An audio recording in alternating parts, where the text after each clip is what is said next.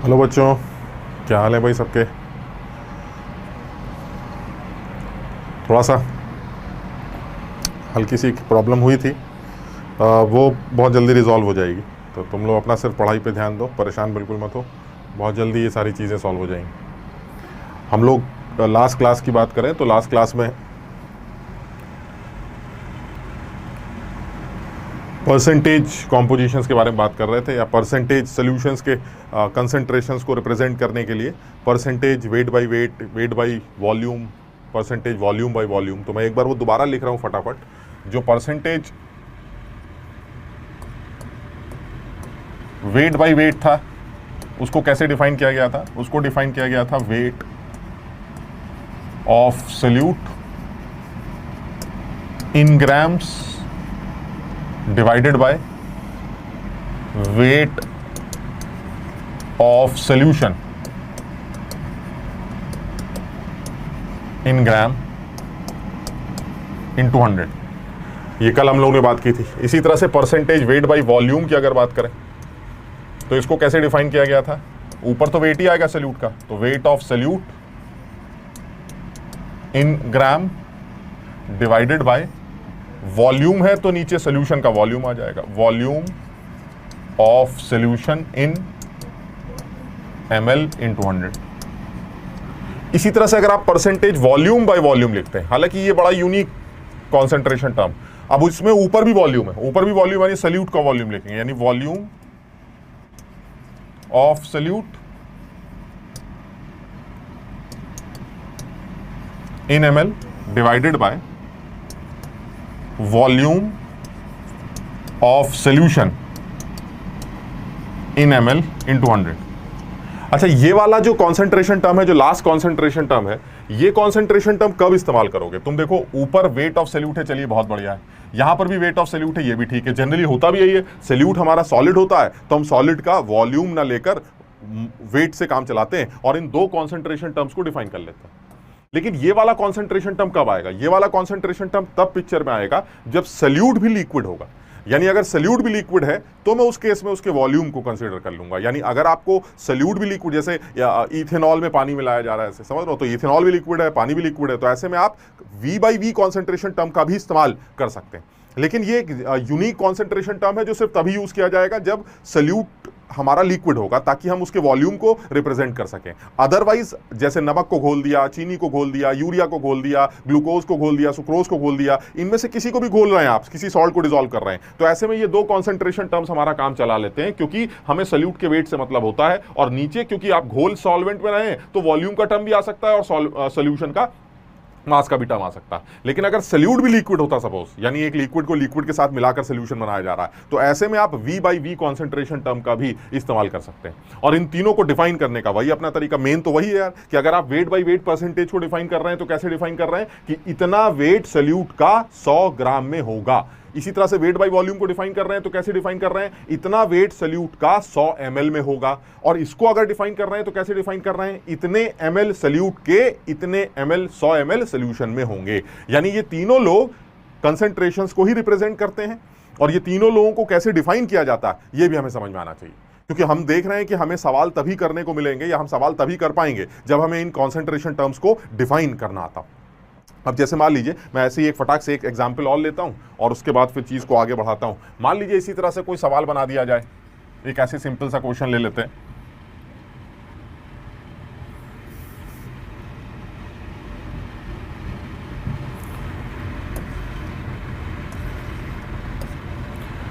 %, Weight by weight aqueous urea solution, specific gravity दे रखी है 1.1, find out its percentage weight by volume concentration. यानी वो हमें क्या कह रहा है कि मैं आपको 10% वेट बाय वेट दे रहा हूं, यानी मैं आपको जो सोल्यूशन दे रहा हूं उसकी कॉन्सेंट्रेशन तो मैं आपको दे रहा हूं, ठीक। जो भी आपने उसकी कॉन्सेंट्रेशन दी है वो वेट बाई वेट के फॉर्म में दे रखी। तो ठीक है, अगर आपने कॉन्सेंट्रेशन वेट बाई वेट के फॉर्म में दे रखी है तो जो समझ में आ रहा है वो ये आ रहा है कि सर ये कॉन्सेंट्रेशन टर्म हमें गिवन है और हमें ये वाला कॉन्सेंट्रेशन टर्म निकालना है। यानी आप फिर से इंटर कन्वर्जन की बात कर रहे हैं, और इंटर कन्वर्जन की बातें तभी सही होती हैं जब हम उस गिवन कॉन्सेंट्रेशन टर्म को एक्सप्लेन कर पाए। तो इस बार आपको गिवन कॉन्सेंट्रेशन टर्म को सबसे पहले एक्सप्लेन करना है और उसके बाद आपका काम खत्म हो जाएगा। आप देखिएगा आधी प्रॉब्लम तो एक्सप्लेन करते ही खत्म हो जाएगी। और वेट बाई वेट को एक्सप्लेन करने के लिए क्या बताया गया था भाई? वेट बाई वेट को एक्सप्लेन करने के लिए बताया गया है कि अगर ये 10% वेट बाई वेट है तो आप इसको कैसे डिफाइन करेंगे? आप इसको डिफाइन करेंगे 10 ग्राम यूरिया के 100 ग्राम सोल्यूशन में डिसॉल्व हैं। यानी कि अगर मैं इसको 10% वेट बाई वेट को डिफाइन करूं तो 10% वेट बाई वेट को डिफाइन करने का तरीका है 10% वेट बाई वेट को कैसे डिफाइन करेंगे? 10 gram urea dissolve in 100 gram solution. ये हमारी डेफिनेशन। अब आप देखिए आधा काम सॉल्व हो गया। कैसे आधा काम सॉल्व हो गया? कि आधा काम में सर देखिए ऐसा है, जो हमें समझ में आ रहा था कि हमें वेट बाई वॉल्यूम निकालना है तो सल्यूट का वेट तो चाहिए होगा सर हमें, और वेट सल्यूट का आपने यहां डिफाइन कर लिया।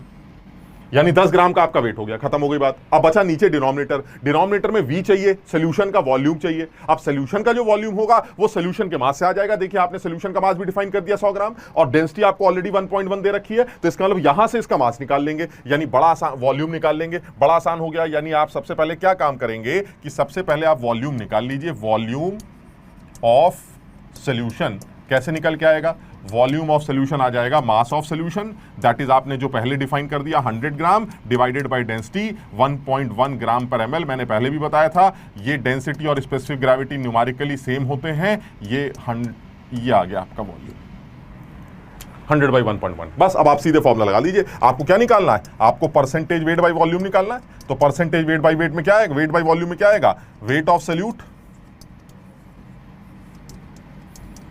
इन grams divided by volume of solution in ml into 100। अब आप सीधे वैल्यूज पुट कर दीजिए। वेट ऑफ सोल्यूट आपने पहले डिफाइन कर दिया 10 ग्राम, और वॉल्यूम आपने निकाल लिया था 100/1.1 ml में इंटू 100। आप इसको सॉल्व कर लीजिए, 11% आ जाए। यानी क्या मतलब हुआ कि अगर आपको 10% वेट बाई वेट दे रखा है सोल्यूशन यूरिया सोल्यूशन का, तो यही सोल्यूशन डेंसिटी देने के बाद 11% वेट बाई वॉल्यूम भी बोला जाएगा। यानी अगर आप इस सोल्यूशन की कॉन्सेंट्रेशन को वेट बाई वेट के टर्म्स में डिफाइन करते हैं तो 10% बोल दीजिए, वेट बाई वॉल्यूम के टर्म्स में डिफाइन करते हैं तो 11% बोल दीजिए। और इन दोनों को यूज करके आप इस सोल्यूशन की डेंसिटी भी निकाल सकते हैं, जो कल हमारी बात हुई थी कि अगर आपको दोनों कॉन्सेंट्रेशन टर्म गिवन हो तो किसी एक कॉन्सेंट्रेशन टर्म को बेस बनाइए और डेंसिटी को डी मान लीजिए, और उस कॉन्सेंट्रेशन टर्म को बेस बनाकर डी के टर्म्स में दूसरा वाला कॉन्सेंट्रेशन टर्म निकाल लाइए और उसको गिवन वैल्यू से इक्वेट कर दीजिए। डी अननोन होगा, डी सॉल्व हो जाएगा। आप कैसे भी कर सकते हैं, इसको बेस बना लीजिए। जब आप इसको बेस बनाएंगे तो डी के टर्म्स में ये वाला कॉन्सेंट्रेशन टर्म निकाल लाइए और फिर इसको गिवन वैल्यू से इक्वेट कर दीजिए। क्योंकि मुझे दोनों कॉन्सेंट्रेशन टर्म गिवन है तो मैं एक को यूज करूंगा, डी के टर्म्स में दूसरा निकालूंगा और उसको फिर गिवन वैल्यू से इक्वेट कर दूंगा दूसरे वाले की। तो डी जो मेरा अननोन होगा वो डी सॉल्व हो जाएगा। बड़ा आसान। तो ये जो कॉन्सेंट्रेशन टर्म्स हैं इनको बहुत ध्यान से करना है।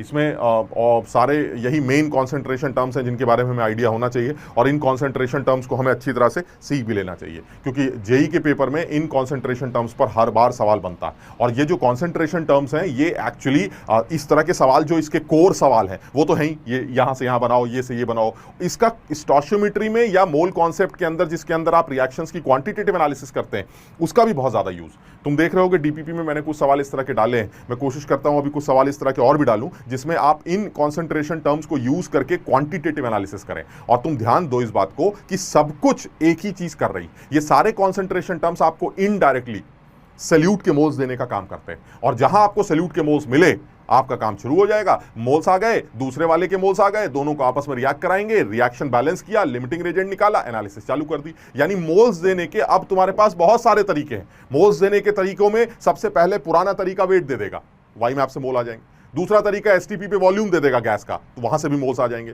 तीसरा तरीका पार्टिकल्स दे देगा, अवागाड्रो नंबर को यूज करके मोल्स आ जाएंगे। अब और तरीके क्या क्या निकल के आ रहे हैं? सर वो मोलैरिटी और वॉल्यूम दे देगा अगर सोल्यूशन फेज में रिएक्शन हो रही है। हाँ बिल्कुल है, मोलैरिटी वॉल्यूम दे देगा तो भी सोल्यूट के मोल्स आ जाएंगे मल्टीप्लाई करके।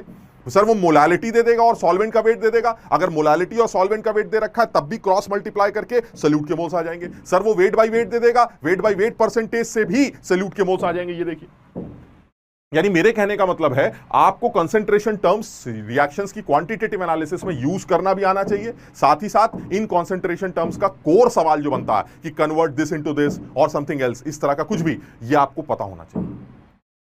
यहां तक क्लियर है सबको? ठीक, प्रैक्टिस और करेंगे और सवाल करेंगे, धीरे धीरे करके और अच्छी तरह से सीख जाओगे और इसका यूज पूरे फिजिकल केमिस्ट्री में होता रहेगा। तो कहीं ऐसा नहीं है कि कोई बच्चा ये कहे कि सर आखिर में आके हमें मोल निकालने नहीं आते, ये तो बिल्कुल बेवकूफी है। हर बच्चा सीखेगा, कोई जल्दी सीखेगा, कोई थोड़ा 2-4 दिन बाद सीख लेगा, बस इतना फर्क होगा। ठीक है, और आगे बढ़ते हैं। अब इसमें एक दो छोटे छोटे से टॉपिक है, उसके बारे में भी बात कर लेते हैं। एक एवरेज एटॉमिक वेट या मीन एटॉमिक वेट की बात कर सकते हैं। अब average atomic weight, mean atomic weight का मतलब क्या है भाई? मतलब बड़ा सीधा है। एक एटम है, उसका वेट तो न्यूक्लियॉन्स ही डिसाइड करते हैं ना, और न्यूक्लियॉन्स के नंबर फ्रैक्शनल तो हो नहीं सकते कि 1.5 प्रोटॉन है मेरे पास, 2.5 न्यूट्रॉन है मेरे पास, ये तो पॉसिबल ही नहीं है। यानी प्रोटॉन्स न्यूट्रॉन्स का जो नंबर है वो तो इंटीजर ही होगा। तो फिर जो एटॉमिक वेट आएगा जो न्यूक्लियॉन्स की वजह से होता है वो तो हमेशा इंटीजर ही होना चाहिए ना। अब बात तो सही है, वो इंटीजर होना चाहिए, लेकिन होता क्या है कि कुछ एलिमेंट्स ऐसे हैं जो नेचर में एक से ज्यादा आइसोटोप्स के फॉर्म में एग्जिस्ट करते हैं। आइसोटोप्स वो लोग होते हैं जिनके प्रोटॉन्स तो सेम होते हैं, लेकिन न्यूट्रॉन्स के अंतर की वजह से उनका मास बदल जाता है। जैसे मैं एग्जांपल लेता हूं, हाइड्रोजन है, हाइड्रोजन के 3 आइसोटोप्स होते हैं, प्रोटियम, ड्यूटीरियम और ट्रिटियम। 3 आइसोटोप्स हैं, तीनों का एटॉमिक नंबर 1 होता है, तीनों के पास प्रोटॉन 1 होते हैं, लेकिन न्यूट्रॉन्स के नंबर्स अलग अलग होते हैं। प्रोटियम में जो हमारा नॉर्मल एच है उसके अंदर एक भी न्यूट्रॉन नहीं होता। जो ड्यूटीरियम होता है उसमें 1 न्यूट्रॉन होता है। प्रोटॉन तो एक होता ही है, प्रोटॉन तो तीनों में 1 होता है, लेकिन न्यूट्रॉन्स के नंबर तीनों में बदल जाते हैं। पहले में 0, दूसरे में 1, तीसरे में 2, ऐसे। आपको ये पूछे कि भाई हाइड्रोजन का वेट क्या होगा, एटॉमिक वेट क्या होगा, तो दिक्कत क्या है कि मान लीजिए आपने आंख बंद की और आपके हाथ में हाइड्रोजन आ गया, प्रोटियम आ गया, तो आप उसको देख के क्या बोलेंगे? सर इसके अंदर 1 प्रोटॉन है और 0 न्यूट्रॉन है, सर इसका वेट 1 होगा। अब कोई और आदमी आया, उसने भी आंख बंद किया, ऐसे पकड़ा, उसने कहा सर ऐसा मेरे हाथ में जो हाइड्रोजन आ रहा है उसमें 1 प्रोटॉन है लेकिन 1 न्यूट्रॉन है, तो इसका वेट 2 होगा। यानी मेरे कहने का मतलब है कि कोई आदमी इसी हाइड्रोजन का वेट 1 बताएगा, कोई इसी हाइड्रोजन का वेट 2 बताएगा और कोई इसी हाइड्रोजन का वेट 3 बताएगा, क्योंकि नेचर में इस हाइड्रोजन के 3 फॉर्म्स एग्जिस्ट कर रहे हैं। तो ऐसे में फिर हम इस हाइड्रोजन के वेट को माने क्या? ये तो सर बिल्कुल क्लियर है कि जिस आइसोटोप्स की एनवायरमेंट में अबंडेंस ज्यादा है, जो हमारा एवरेज निकल के आएगा इन तीनों का, वो उसी वेट की तरफ ज्यादा शिफ्ट होगा। समझो, जैसे मेरे कहने का मतलब है कि मैं और तुम, मेरा वेट सपोज 200 किलो है, ठीक, और आपका वेट सपोज 50 किलो है। अब अगर हम दोनों अपने वेट का एवरेज निकालेंगे तो जो एवरेज आएगा वो 50 की तरफ नहीं होगा। समझो बात, यानी कहने का मतलब ये हुआ जिस आदमी की परसेंटेज अबंडेंस ज्यादा है, जिस आदमी की परसेंटेज अबंडेंस ज्यादा निकल के आ रही है, उस आदमी के लिए ही कुछ ऐसा समझ में आ रहा है कि उस आदमी का ही, अगर मेरे जैसे बहुत सारे लोग हैं और तुम्हारे जैसे बहुत कम लोग, तो ऐसे में जब हम एवरेज वेट कैलकुलेट करेंगे तो वो वेट मेरी तरफ ज्यादा शिफ्ट होगा, आपकी तरफ कम शिफ्ट होगा। समझो इस बात। यानी मेरे कहने का मतलब है कि आप सिर्फ ये मत देखिए कि जो आइसोटोप्स हैं वो आइसोटोप सिर्फ उनके वेट से ही एवरेज निकालना है ना, उन आइसोटोप्स का एनवायरनमेंट में अबंडेंस कितना है, परसेंटेज कितनी है इस एनवायरनमेंट में, उससे भी एवरेज वेट पर असर पड़ेगा। कैसे कैलकुलेट किया जाएगा? पहली बात तो ये मीन एवरेज वेट आता कहां से, तो ये देख लीजिए, साफ समझ में आ रहा है, द वेटेड एवरेज। आपको एवरेज लेना है किसी भी एलिमेंट के जो तमाम आइसोटोप्स एग्जिस्ट कर रहे हैं, उनका वेटेड एवरेज चाहिए, और वो वेटेड एवरेज भी एनवायरनमेंट में जिस तरह से वो परसेंटेज वाइज एग्जिस्ट करते हैं उससे कैलकुलेट किया जाएगा। अब कैलकुलेट कैसे करते हैं सर, ये भी बता दीजिए। बड़ा आसान है यार, उसमें कुछ दिमाग ही नहीं लगाना है। अगर आपको किसी भी एटम का एवरेज एटॉमिक वेट कैलकुलेट करना है, तो आप मान लीजिए कि वो 2 आइसोटोप्स के फॉर्म में एग्जिस्ट करता है, तो आपको करना क्या है कि जो आपका पहला आइसोटोप है उसकी परसेंटेज अबंडेंस एनवायरनमेंट में कितनी है वो निकाल लीजिए। वो आपको सवाल में दे देगा। भाई मुझे क्या पता एनवायरनमेंट में कोई आदमी कितना पाया जाता है, तो वो तो क्वेश्चन में प्रोवाइड कर देगा। फिर उस आदमी का एटॉमिक वेट ले लीजिए, प्लस दूसरा जो आइसोटोप है उसकी परसेंटेज अबंडेंस ले लीजिए, और साथ ही साथ उसका एटॉमिक वेट ले लीजिए, और इनको जोड़ने के बाद 100 से डिवाइड कर दीजिए। ये डिवाइड कर दीजिए आप इसको 100 से। जैसे ही आप इसको 100 से डिवाइड करेंगे, आपको जो भी वेटेड एवरेज मिलेगा, that will be the average atomic weight. समझो, मैं एग्जांपल के साथ समझाता हूं तुम्हें ये। जैसे मान लीजिए कि मेरे पास क्लोरीन, तुम कुछ लोगों ने उस दिन पूछा भी था कि सर क्लोरीन का जो एवरेज, क्लोरीन का जो एटॉमिक वेट होता है वो 35.5 कहां से होता है, पॉइंट कहां से आ गया? सर क्लोरीन के न्यूक्लियॉन्स तो इंटीजर ही होंगे, ये पॉइंट में कहां से आ गया? क्योंकि क्लोरीन एनवायरनमेंट में 2 फॉर्म्स में एग्जिस्ट करता है। एक क्लोरीन का एक आइसोटोप होता है 35 और एक आइसोटोप होता है 37। यानी एक क्लोरीन का जो आइसोटोप है दैट इज क्लोरीन 35 एंड दूसरा आइसोटोप इज क्लोरीन 37। दोनों के एटॉमिक नंबर सेम है 17, लेकिन इनके मासेज अलग अलग है because of difference in the neutrons. ठीक, अब वो ये कह रहा है कि बताइए क्लोरीन का एवरेज वेट क्या होगा। फिर वही वाली बात आती है, किसी ने हाथ मारा, क्लोरीन का 35 वाला आ गया। अगर क्लोरीन का 35 वाला आ गया तो क्या बोलेगा, सर वेट 35 होता है। किसी ने ऐसी आंख बंद करके हाथ मारा, पता चला क्लोरीन का 37 वाला आ गया। अगर 37 वाला आ गया तो उस केस में फिर वो उसका वेट 37 बोलेगा। अब कोई 35 बोल रहा है, कोई 37 बोल रहा है, तो क्या आंसर लिखेंगे भाई, क्लोरीन का वेट है कितना एक्चुअली। तो मैं करूंगा क्या कि मैं क्लोरीन का वेटेड एवरेज लूंगा। अब तुम ये सोचो कि क्योंकि 35 वाला 75% नेचर में एग्जिस्ट करता और 37 वाला जो हमारा है वो सिर्फ 25% नेचर में एग्जिस्ट करता है। एक 75 है, एक 25। अगर ये सिर्फ 25% नेचर में एग्जिस्ट करता है तो ऐसे में फिर बात एकदम साफ समझ में आती है कि अगर इसके सिर्फ 25% नेचर में एग्जिस्ट कर रहे हैं तो ऐसे में तो जो हमारा एवरेज निकल के आएगा वो 35 वाले की तरफ ज्यादा आएगा बिकॉज ये ज्यादा पाया जाता है, और 37 वाले की तरफ जो इसका एवरेज निकल के आएगा वो 37 से दूर होगा। इसलिए क्लोरीन का एवरेज एटॉमिक वेट 35.5 होता है, यानी इसके ज्यादा करीब होता है। समझो, इससे दूर होता है, इससे ज्यादा करीब होता है। यानी मैं ये समझाना चाह रहा हूं कि जो आपका एवरेज एटॉमिक वेट है वो उन लोगों के लिए डिफाइन किया गया है जिनके नेचर में एक से ज्यादा आइसोटोप्स एग्जिस्ट करते हैं। उनकी परसेंटेज अबंडेंस अगर मुझे नेचर में पता चल जाए तो मैं उनका एवरेज एटॉमिक वेट आसानी से कैलकुलेट कर सकता हूं अपना फॉर्मूला लगा के। अब जैसे मान लीजिए इसी का एवरेज एटॉमिक वेट निकालना है तो आप कैसे निकालेंगे, वही फॉर्मूला जो अपना सीधा सीधा फॉर्मूला लगेगा। क्या करना है, अगर मुझे एवरेज एटॉमिक वेट निकालना है क्लोरीन का, एवरेज एटॉमिक वेट कैसे निकाला जाए, क्या निकाला, क्या फॉर्मूला था, percentage of first isotope. Percentage कितनी है फर्स्ट आइसोटोप की, 75 into atomic weight of first isotope. Atomic weight is what, 35 लिखा ना, तो 35 AMU 35 प्लस परसेंटेज दूसरे वाले की कितनी होगी। अगर एक आदमी 75 है तो दूसरा वाला 25 होगा। अगर 25 है तो ऐसे में इसके एटॉमिक वेट से मल्टीप्लाई करा 25 इंटू 37 और इस पूरे को डिवाइड कर दिया 100 से। जब आप इसको सॉल्व करेंगे तो ये 35.5 आ जाए।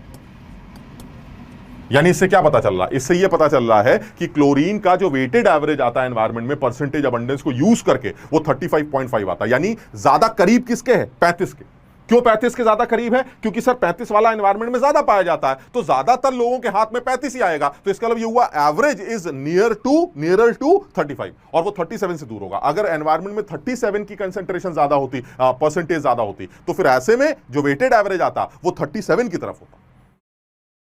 एक कैटेगरी तो ये सवालों की बनती है, मैंने देखा इस तरह के सवाल पूछ सकता है आपसे कि आपको जो है परसेंटेज अबंडेंस दे दी जाएंगी, साथ ही साथ आपको ये बता दिया जाएगा इस आदमी के यही आइसोटोप्स हैं, इनके यही एटॉमिक वेट हैं, आप फॉर्मूला लगाइए, आंसर निकालिए, खत्म करिए बात। ठीक, दूसरा सवाल क्या बन सकता है, दूसरा इसका रिवर्स बन सकता है।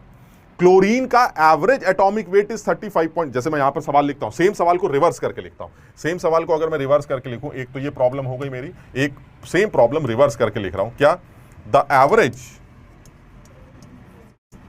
atomic weight of chlorine is 35.5 U if it exists as two isotopes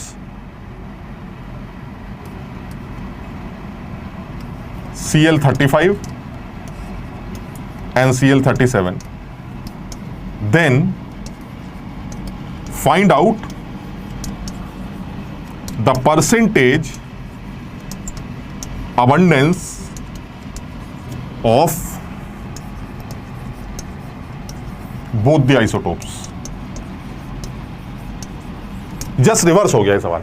reverse कैसे हो गया, वहां परसेंटेज अबंडेंस गिवन थी आपको तो आपने एवरेज वेट निकाला 35.5। इस सवाल में 35.5 एवरेज एटॉमिक वेट गिवन है, ये देखिए एवरेज, आपको परसेंटेज अबंडेंस निकाली। फिर वही सेम सवाल है यार, यही फॉर्मूला तो यूज करना है, सिर्फ फर्क कितना होगा, इस बार ये नोन है 35.5, इसको x मान लो 75 को, तो दूसरा वाला 100 माइनस x हो जाएगा। इक्वेशन तो एक ही है, x सॉल्व हो जाएगा, खत्म हो गया। यानी इस बार आप जो इक्वेशन बनाएंगे वो कैसे बनाएंगे, इस बार जो इक्वेशन बनेगी वो बिल्कुल इसी तरह से बना दी जाएगी। हमारे पास average weight is 35.5 and this must be equal to 35 into x plus 37 into 100 minus x divided by 100। आप इससे सॉल्व कर लीजिए, x की वैल्यू 75 आई। इससे क्या पता चल रहा है कि भाई मुझे दो तरह के सवाल मिल रहे हैं, सोच के जवाब देना। अच्छा, देखते हैं कितने लोग सोचोगे इस बारे।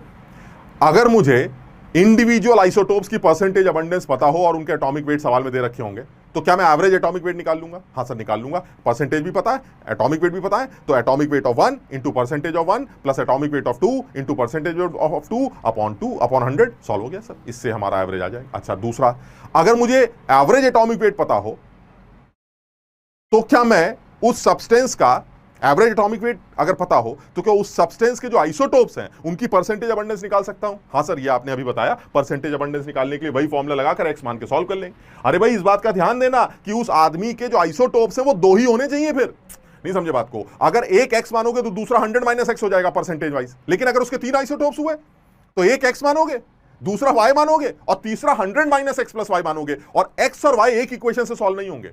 इस केस में, जिस केस में अगर 2 ही आइसोटोप्स हैं तब तो एक एक्स होगा, एक 100 माइनस एक्स होगा, सॉल्व हो जाएगा एक्स।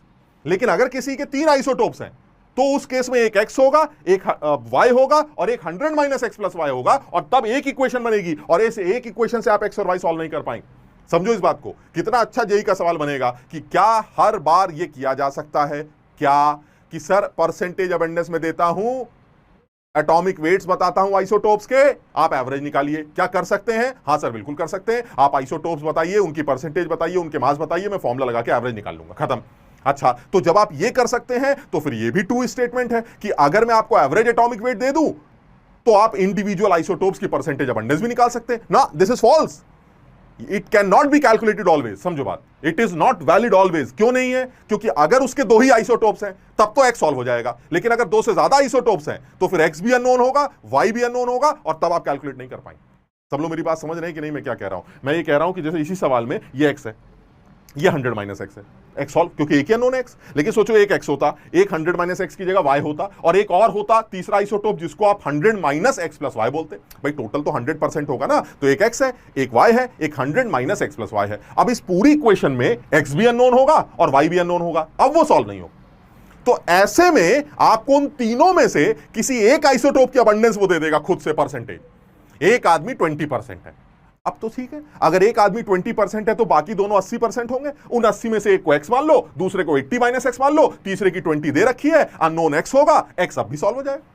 सब लोग इस बात को समझे भाई। जेई वाला इस तरह का ऑब्जेक्टिव बिल्कुल पूछ सकता है, ट्रू एंड फॉल्स के फॉर्म में हमसे सवाल पूछा जा सकता है, और ज्यादातर बच्चे ये गलत लिख के आते हैं क्योंकि इसका एक स्टेटमेंट सही है और एक स्टेटमेंट गलत है। पहला statement percentage is given, find out the average atomic weight, always true, always true. Percentage आप दे दीजिए, मैं निकाल लूं। उल्टा, average atomic weight is given, percentage abundance आप निकाल लेंगे, बिल्कुल निकाल लूंगा, लेकिन तब जब 2 आइसोटोप्स होंगे। अगर 2 से ज्यादा आइसोटोप्स हैं तो आपको किसी एक आइसोटोप की परसेंटेज अबंडेंस देनी होगी, वरना नहीं निकाल पाऊंगा मैं। बात खत्म, क्योंकि उस केस में मेरे पास 2 अननोन्स आएंगे और 2 अननोन्स एक इक्वेशन से सॉल्व नहीं होते।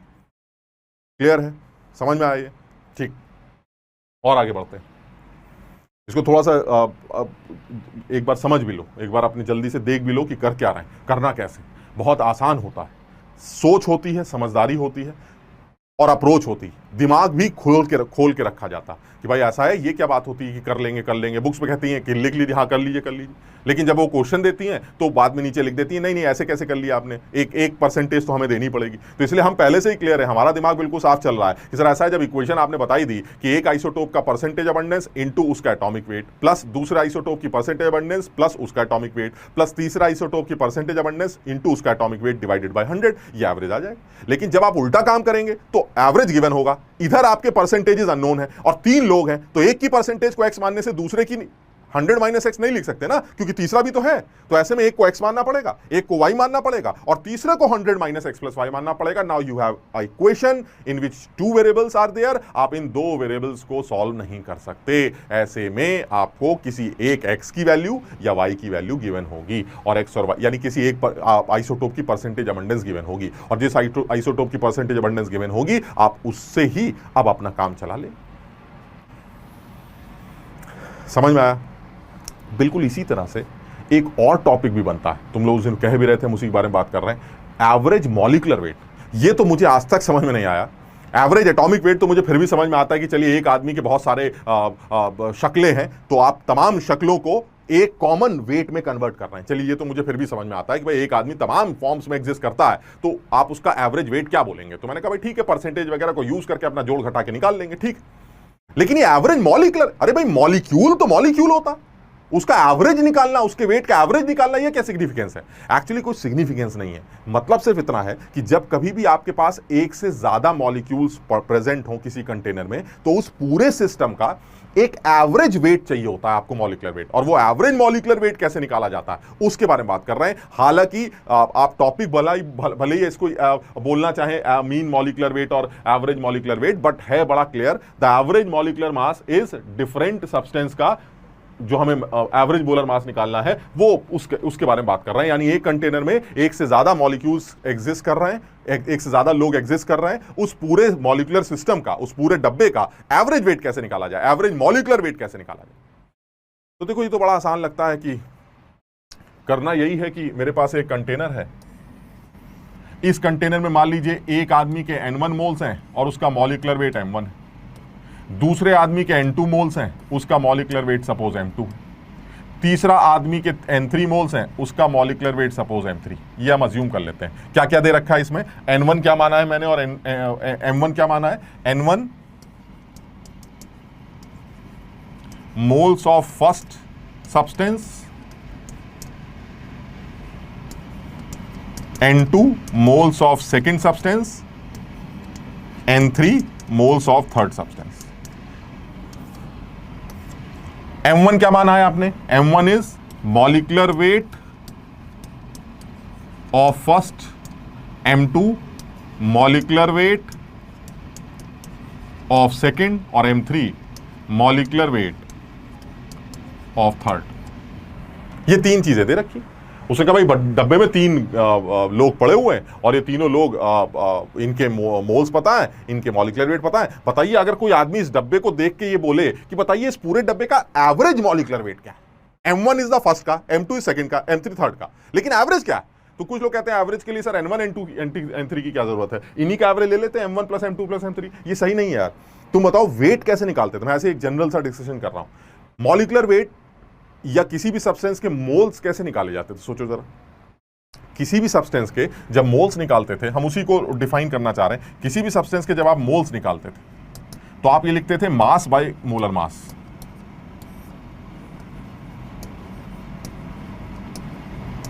ये हमारा वही वाई मैप वाला फॉर्मूला।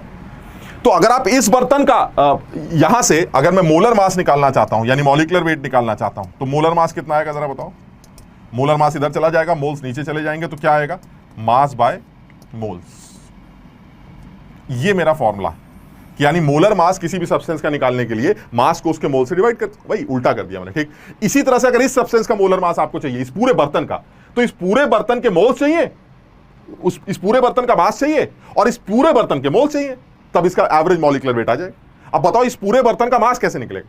इस पूरे बर्तन का मास निकलेगा इंडिविजुअल सब्सटेंसेस के मासेस को ऐड करके। कैसे, आप देखिए जरा। अगर मेरा मॉलिक्यूलर वेट M1 है और मेरे N1 मोल्स हैं, तो वाई मैप के अकॉर्डिंगली मेरा मास M1 N1 होगा। याद है, moles is equal to mass by molar mass. So mass is equal to molar mass into moles, यानी पहले वाले बर्तन, पहले वाले सब्सटेंस का जो मास होगा इस कंटेनर के अंदर, वो उसके मोल्स और उसके मॉलिक्यूलर वेट को मल्टीप्लाई करके निकाला जाएगा। यानी पहले वाले का मास आ गया, ये देखिए आप, N1 M1 प्लस दूसरे वाले का इस कंटेनर के अंदर मास कितना होगा, वो आएगा M2 M, तीसरे वाले का मास कितना होगा, N3 M3। यानी इस पूरे बर्तन का टोटल मास निकल आया N1 M1 plus N2 M2 plus N3 M3। ये टोटल मास आ गया। अब मॉलिक्यूलर वेट निकालने के लिए मास को टोटल मोल से डिवाइड करना चाहिए। मोल्स कितने बर्तन में, N1 plus N2 plus N3। ये देखिए मैंने डिवाइड कर दिया, N1 plus N2 plus N3, यानी इन तीनों के मोल्स को यूज कर रहा हूं और इन तीनों को, यानी ये जो टर्म है मेरा, ये तो मास है बर्तन का, और ये जो तीन टर्म्स मैंने लिखे ये है बर्तन के मोल्स, और इन दोनों का डिवीजन ही तो मोलर मास बनेगा। यानी मास को जब आप मोल से डिवाइड करेंगे तभी तो आपके मोलर मास निकल के आएंगे। तो मैंने बर्तन का पूरा मास निकाला, बर्तन के पूरे मोल्स निकाले, दोनों को आपस में डिवाइड किया। अब जो मोलर मास आ रहा है that will be the average molecular wait. So average molecular weight is N1 M1 plus N2 M2। आपको जब भी एवरेज मॉलिक्यूलर वेट निकालना हो तो वो N1 M1 plus N2 M2 plus N3 M3, अगर और भी लोग हों तो वो भी ले लेंगे, डिवाइडेड बाय सारे मोल्स जोड़ देंगे N1 plus N2 plus N3। आप अगर और थोड़ा समझदारी से देखें तो मैं इस N1 M1 को इस N1 प्लस N2 M3 के साथ भी लिख सकता हूं, यानी N1 upon N1 plus N2 plus N3।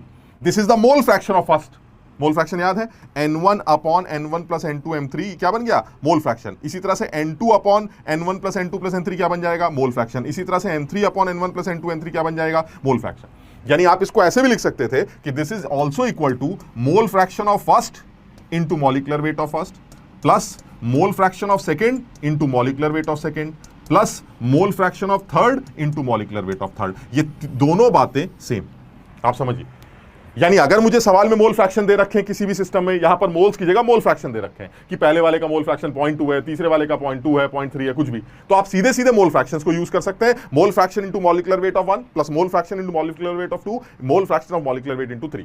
आप इससे भी direct average molar mass calculate कर सकते हैं, और नहीं तो आप मोलर मास यहां से भी कैलकुलेट कर सकते हैं कि आपको अगर मोल्स गिवन है तो n1 m1 plus n2 m2 plus m3 n3 upon n1 plus n2 plus n3। आप आसानी से एवरेज मोलर मास कैलकुलेट कर सकते हैं, बहुत आसान। जैसे एक एग्जांपल लेते हैं,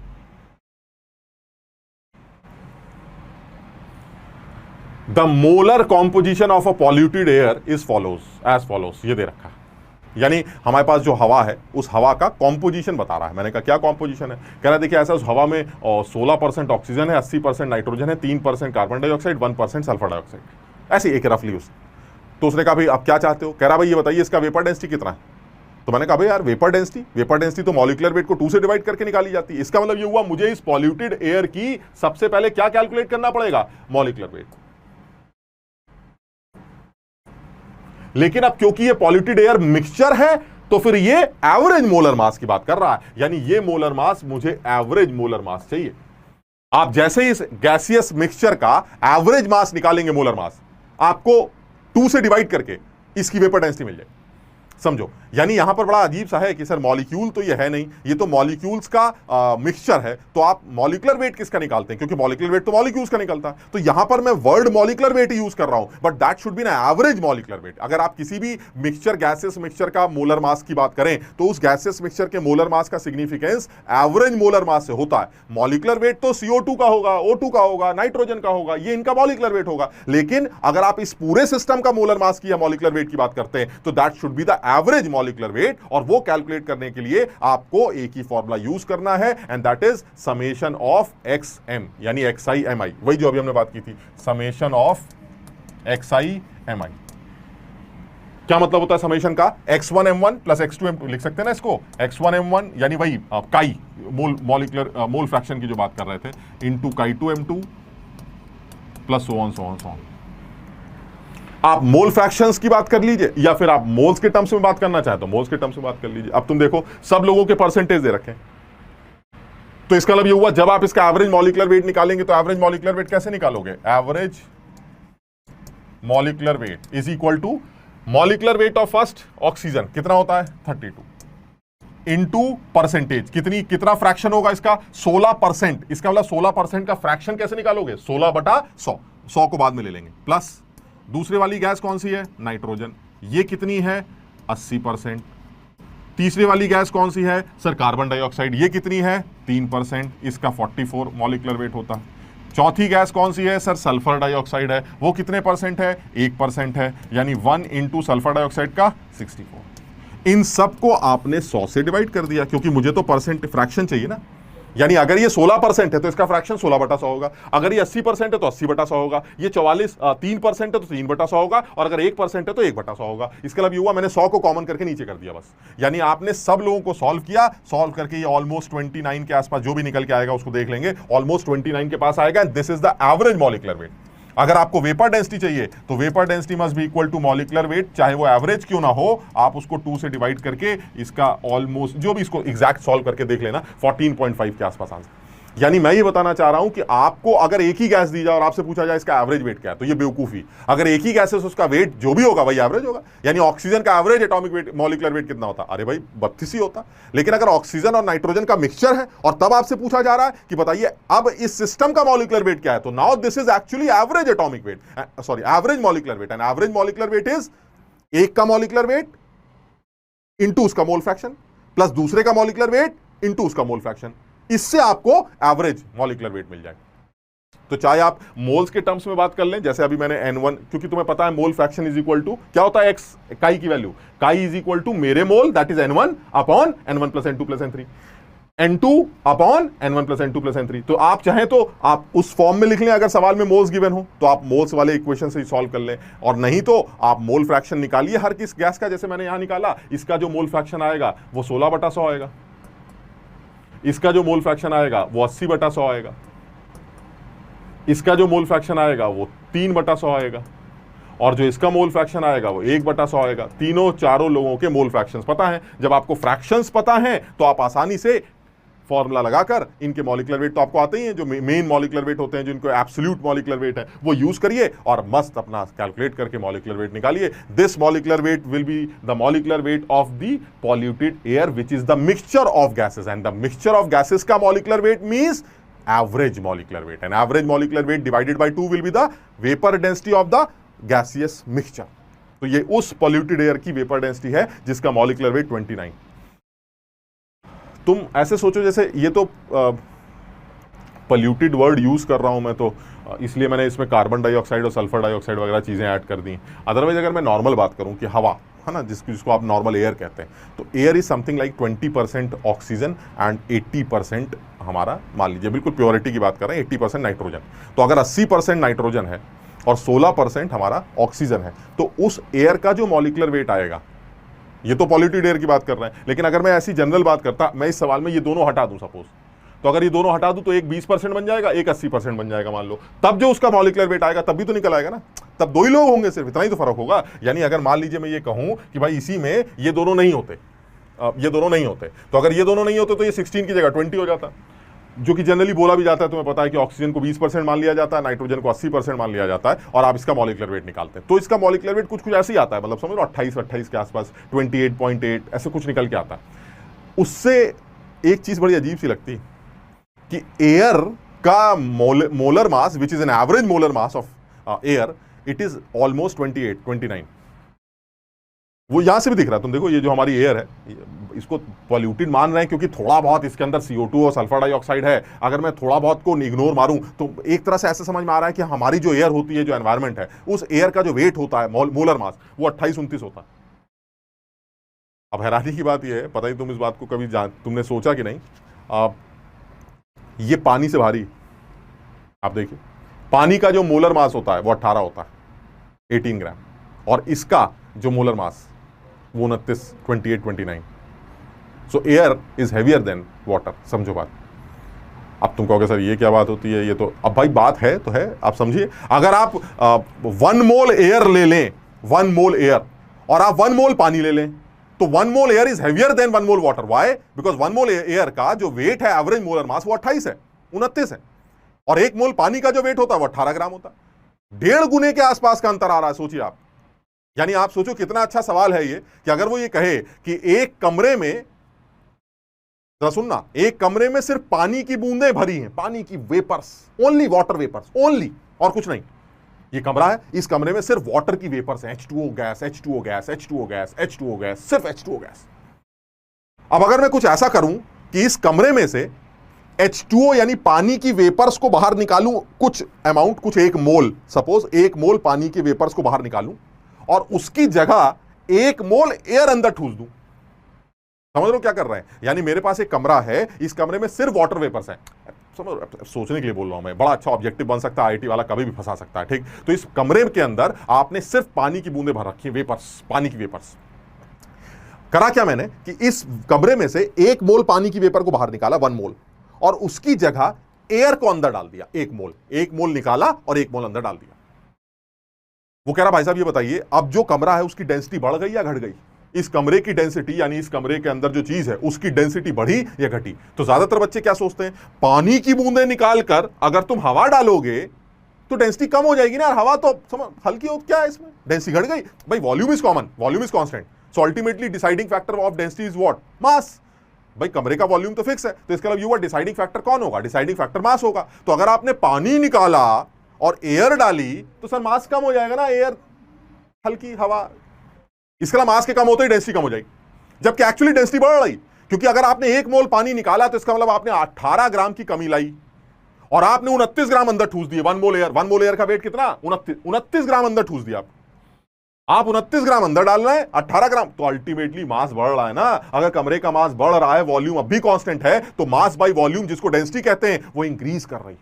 यानी पानी की वेपर्स को निकालकर एयर को अंदर ठूसना है, सेम मोल्स अगर अंदर बाहर चल रहे हैं तो ऐसे में डेंसिटी इंक्रीज हो रही है, ऐसे में समझ लो उस सिस्टम का मास बढ़ रहा है, घट नहीं रहा है, बढ़ रहा है।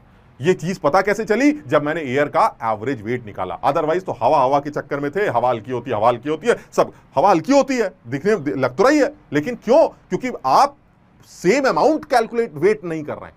आप एयर का 1 मोल लाइए, तो एयर को 1 मोल लेके तो आइए, एयर इज फैली हुई, आप इसके 1 मोल मॉलिक्यूल्स इकट्ठे करिए। जितना पानी के अंदर आपने 1 मोल इकट्ठे किए मॉलिक्यूल्स, उसी तरह से एयर के 1 मोल मॉलिक्यूल्स इकट्ठे करिए। अब दोनों अगर 1 मोल हैं, अब आप तोलिए, एयर 1.5 गुना भारी निकल के आई, 1.5 गुना ज्यादा भारी। समझिए बात। यानी मेरे कहने का मतलब है, मैं इतना डिटेल में नहीं समझाना चाह रहा हूं, मेरे कहने का सिर्फ इतना मतलब है कि कभी इस चीज से रिलेटेड कोई बात आए तो जल्दबाजी में गलत करके मत आना कि हवा होती है, हवा तो हल्की होती है, हवा उड़ती रहती है, बेकार की बकवास मत करना। अगर दोनों सिस्टम के मोल सेम ले लिए जाएं तो air is heavier than water, because the molecular weight of air, average molecular weight of air is 28-29 के आसपास, and the molar mass of water, molecular weight of water is 18 gram. So in case of if the moles of both the systems are same, then the air वाला system will be heavier as compare to water वाला system. Clear है ये? तो ये मेरे हिसाब से ये कुछ चीजें थी जो इस टॉपिक में, इस चैप्टर में हमें थोड़ी सी क्लियर होनी चाहिए। अब खूब सवालों की भी प्रैक्टिस करते रहेंगे, टेस्ट वगैरह भी होगा तो टेस्ट में भी कुछ सवालों की प्रैक्टिस करेंगे, कुछ और सीखते रहेंगे, टेस्ट भी हमें कुछ सिखाएगा, आगे और सवाल मिलते जाएंगे तुम्हें, वो भी तुम्हें कुछ सिखाएंगे। तो हम इसी चीज़ को बढ़ाते हैं अब आगे।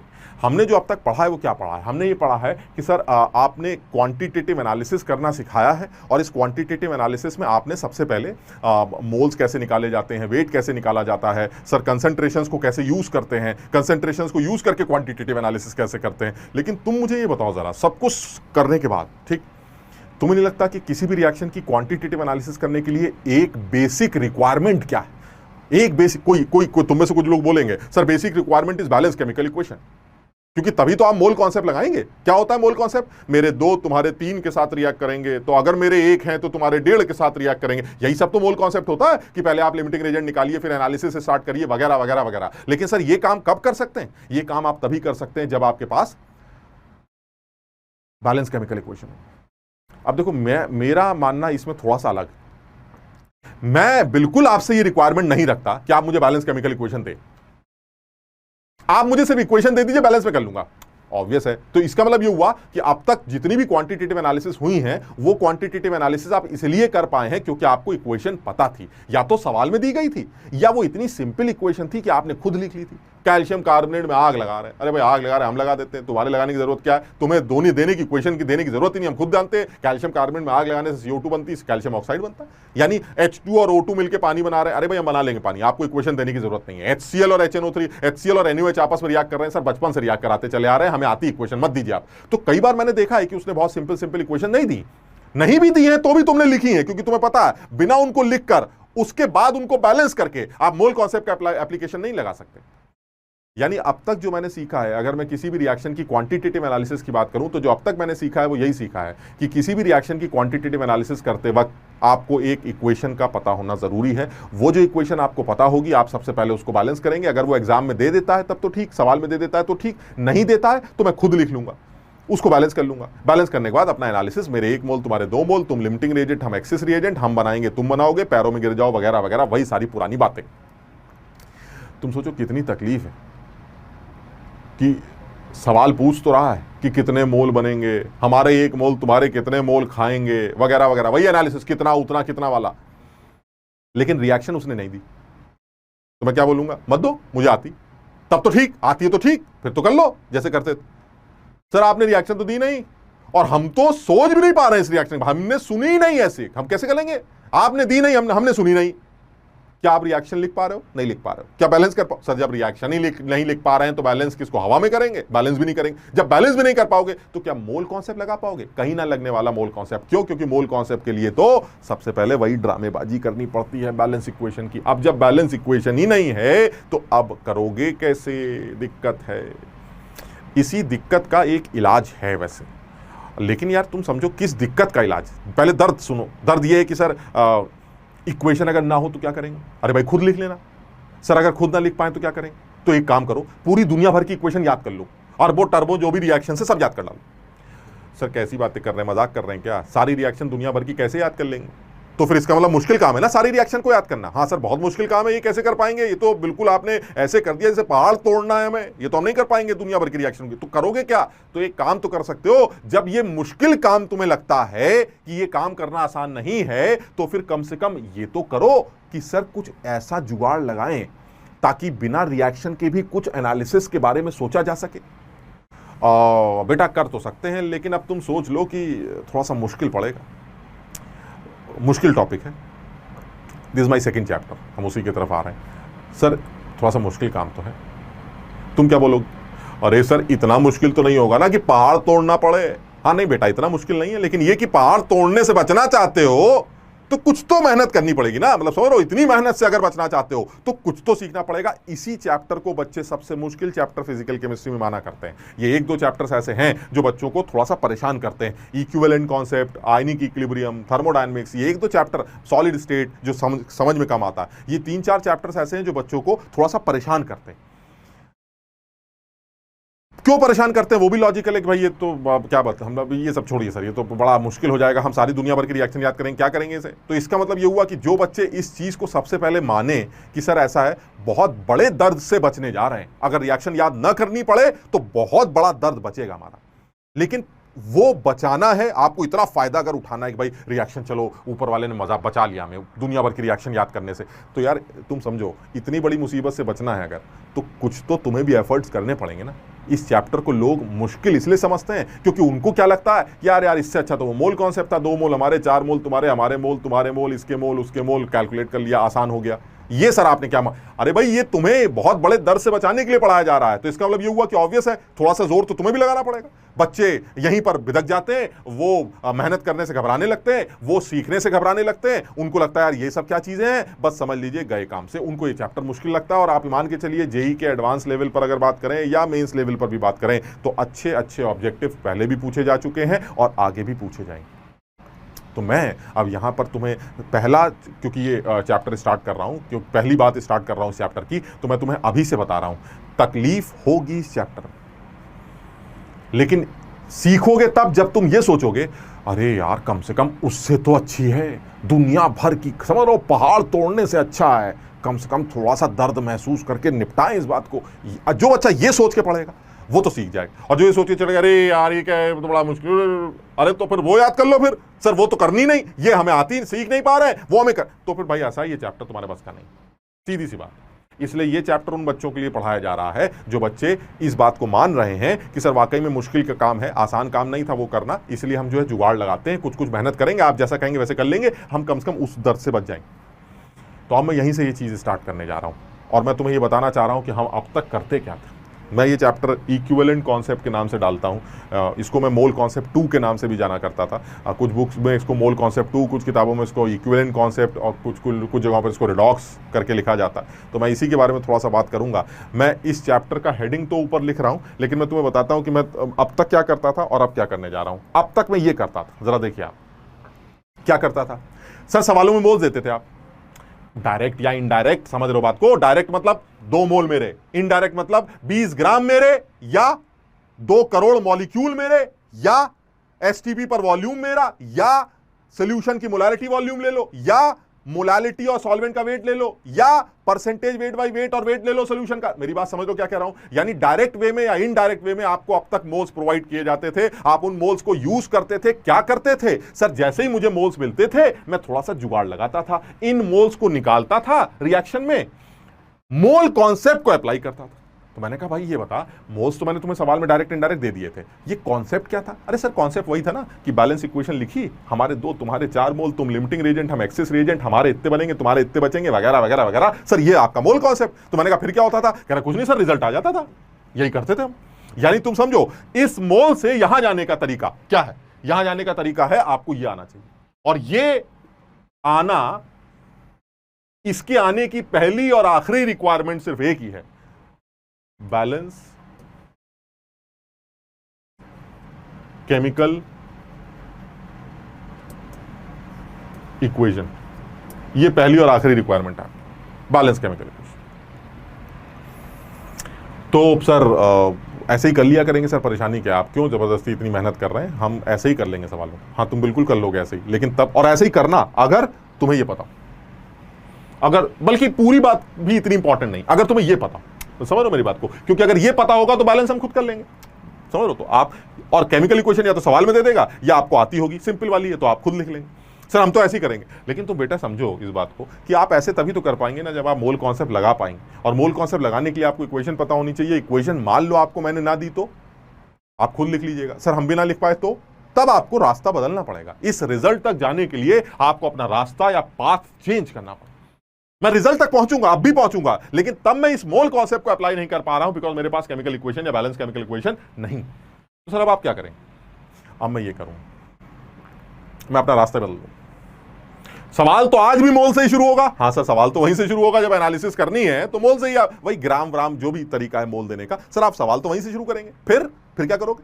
सर जब आप सवाल यहीं से शुरू करेंगे तो अब मैं ऐसे ना जाके ऐसे जाऊं। मैंने कहा ये क्या भाई, ये क्या कर रहे हो? अब मैं तुम्हें जैसे जैसे बोल रहा हूं तुम्हें वैसे वैसे याद करनी। मैं बहुत ज्यादा डिटेल में अभी डेफिनेशंस पर नहीं जाऊंगा क्योंकि अननेसेसरी उसका कोई यूज नहीं है। जब इलेक्ट्रोकेमिस्ट्री करेंगे तो डेफिनेशंस पर भी आएंगे। अभी सीधी सीधी बात कर रहा हूं, ये जो मोल्स है हमारे सवाल में तो यहीं से बातें शुरू होंगी। हाँ यहीं से शुरू होंगी।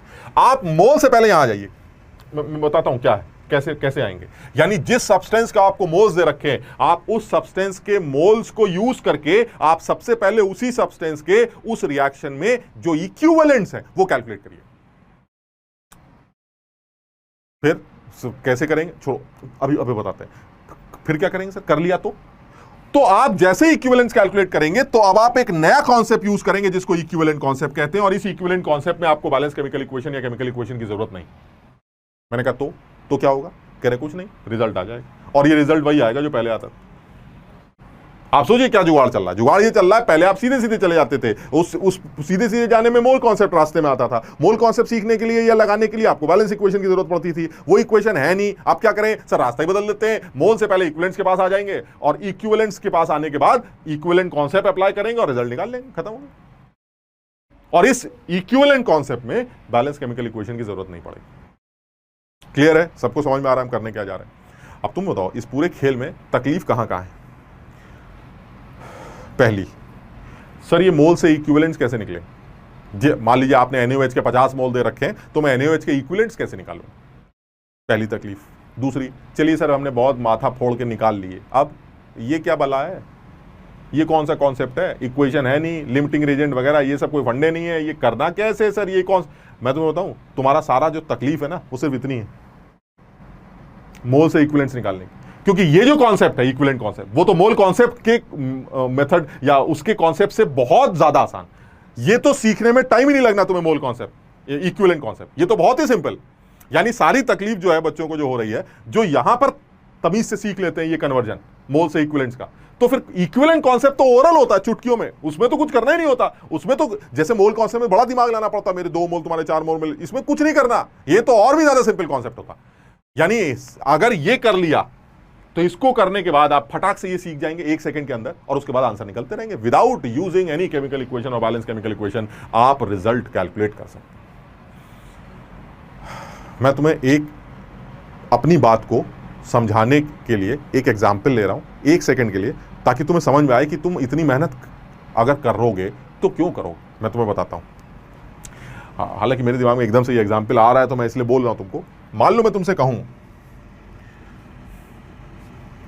या IIT का एक सवाल है, तुम अभी कर नहीं पाओगे क्योंकि तुमने सीखा नहीं है। जिन लोगों को पहले से आता है वो अलग बात है, जिन्होंने सीखा नहीं वो शायद न कर पाए।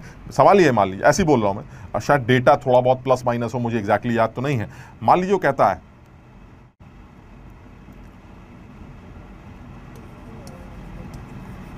2 moles of KMnO4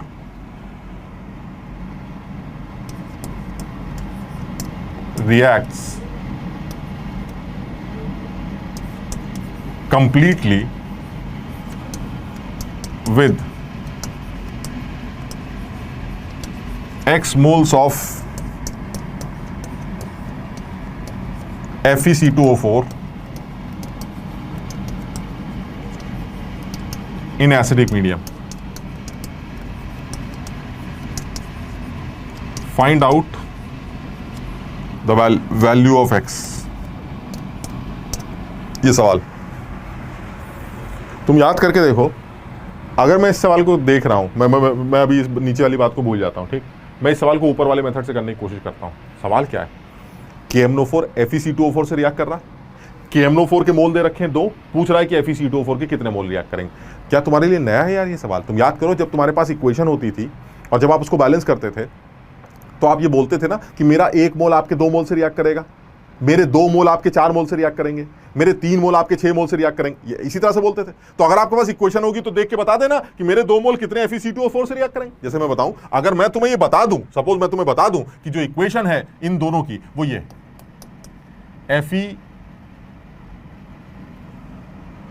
FeC2O4 plus KMnO4 plus acidic medium ले लिया, H2SO4 वगैरह कुछ ले लिया, गिव्स, बल्कि इक्वेशन भी छोड़िए, पूरी इक्वेशन नहीं लिख रहा हूं क्योंकि इक्वेशन तो मुझे पता ही नहीं है, यहां तक छोड़ दो।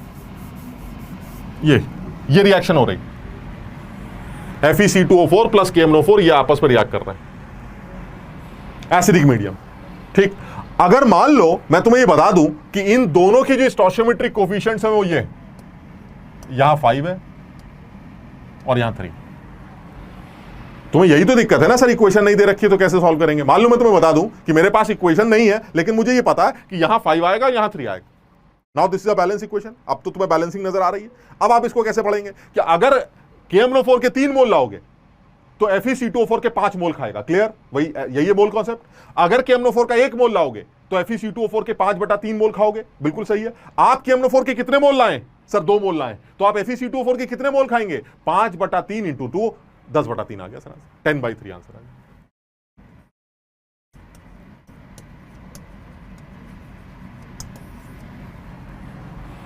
सर कितना आसान सवाल है सर, कितना आसान है बताइए। कुछ करना ही नहीं था सर, कि बेकार में इतना मुश्किल माना जाता है। अरे भाई आसान इसलिए है क्योंकि मैंने यहाँ 5 और 3 लगा दिया। सोचो अगर मैं 5 और 3 ना लगाऊं तो कैसे करोगे? अरे सर हम बैलेंस कर लेंगे। अबे बैलेंस तो तब करोगे ना जब आगे की चीजें पता होंगी। तुम्हें तो कुछ पता ही नहीं, रिएक्शन तुमने सुनी नहीं कभी, कैसे करोगे बैलेंस? होएगा ही नहीं बैलेंस। अब क्या करें सर? मैं इसी सवाल को इस कॉन्सेप्ट से करके भी दिखाऊंगा तुम्हें, जिसमें मुझे बैलेंसिंग नहीं पता होगी लेकिन मेरा आंसर 10/3 आए।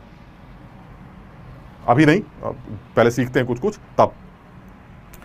सब लोग इस बात को समझ पा रहे हैं मैं समझाना क्या चाह रहा हूं? मैं समझाना ये चाह रहा हूं कि अगर आपके पास KMnO4 और FeC2O4 आपस में रिएक्ट कर रहे हैं और आपको ये नहीं पता है कि उनकी रिएक्शन में स्टोइचियोमेट्रिक कोफिशिएंट्स का रेशो 5:3 है, तो आप सॉल्व नहीं कर सकते इस सवाल को मोल कॉन्सेप्ट। वो तो मैंने 5 और 3 लिख दिया, अब आप फटाफट उछलने लगे, सर 3 मोल मेरे, 5 मोल आपके, 1 मोल मेरा, 5/3 आपका, मेरे 2 आपके, 10/3 आ गया आंसर। करना क्या इसमें? लेकिन वो तब ना जब ये 5 और 3 पता है। मैं अब तुम्हें क्या बोल रहा हूं कि भाई मुझे ये 5 और 3 नहीं पता है, मुझे नहीं पता इसकी बैलेंसिंग 5 आएगी या 3 आएगी। अरे सर आप अजीब आदमी, अगर आपको बैलेंसिंग नहीं आती तो आप बैलेंस कर लीजिए ना। अरे भाई कैसे करें बैलेंस, यहां का कुछ पता ही नहीं है ना, प्रोडक्ट क्या बन रहा है, जब तक ये नहीं पता होगा बैलेंस कैसे करोगे? यार इतनी अकल तो तुम्हारे अंदर भी होगी, बैलेंस करने के लिए एटम्स को ही तो बैलेंस करते हैं। एटम्स ही नहीं पता उधर कितने कैसे हैं, तो कैसे करोगे बैलेंस?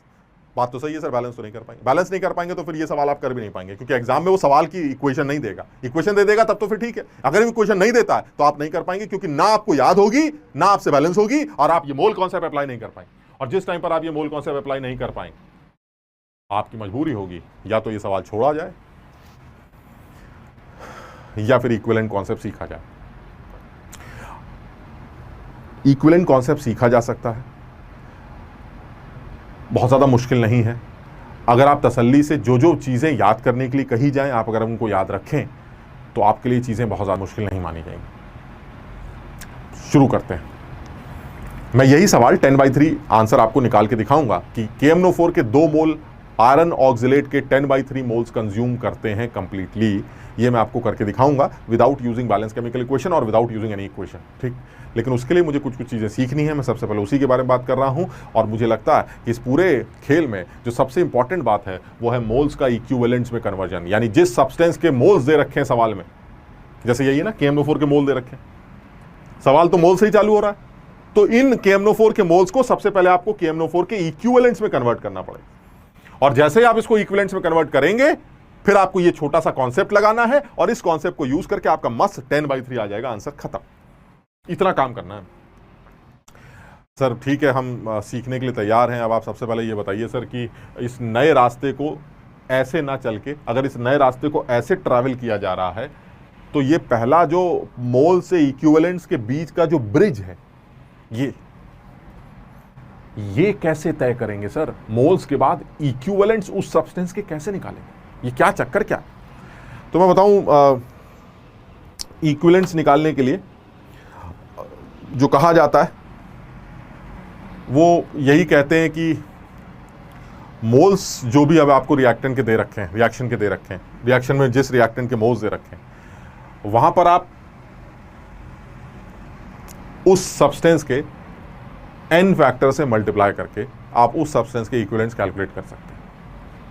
तो क्या चीज़ बोलना चाह रहे हैं? बोलना ये चाह रहे हैं कि भाई ये जो मोल्स आपने दे रखे हैं, इन मोल्स को अगर आप इक्विवेलेंट्स तक लेके आना चाहते हैं तो आपको मोल्स को एक ऐसे नंबर से मल्टीप्लाई करना पड़ेगा जिसको n फैक्टर कहा जाता है। मैंने कुछ किताबों में देखा, इसको वैलेंसी फैक्टर भी कहते हैं।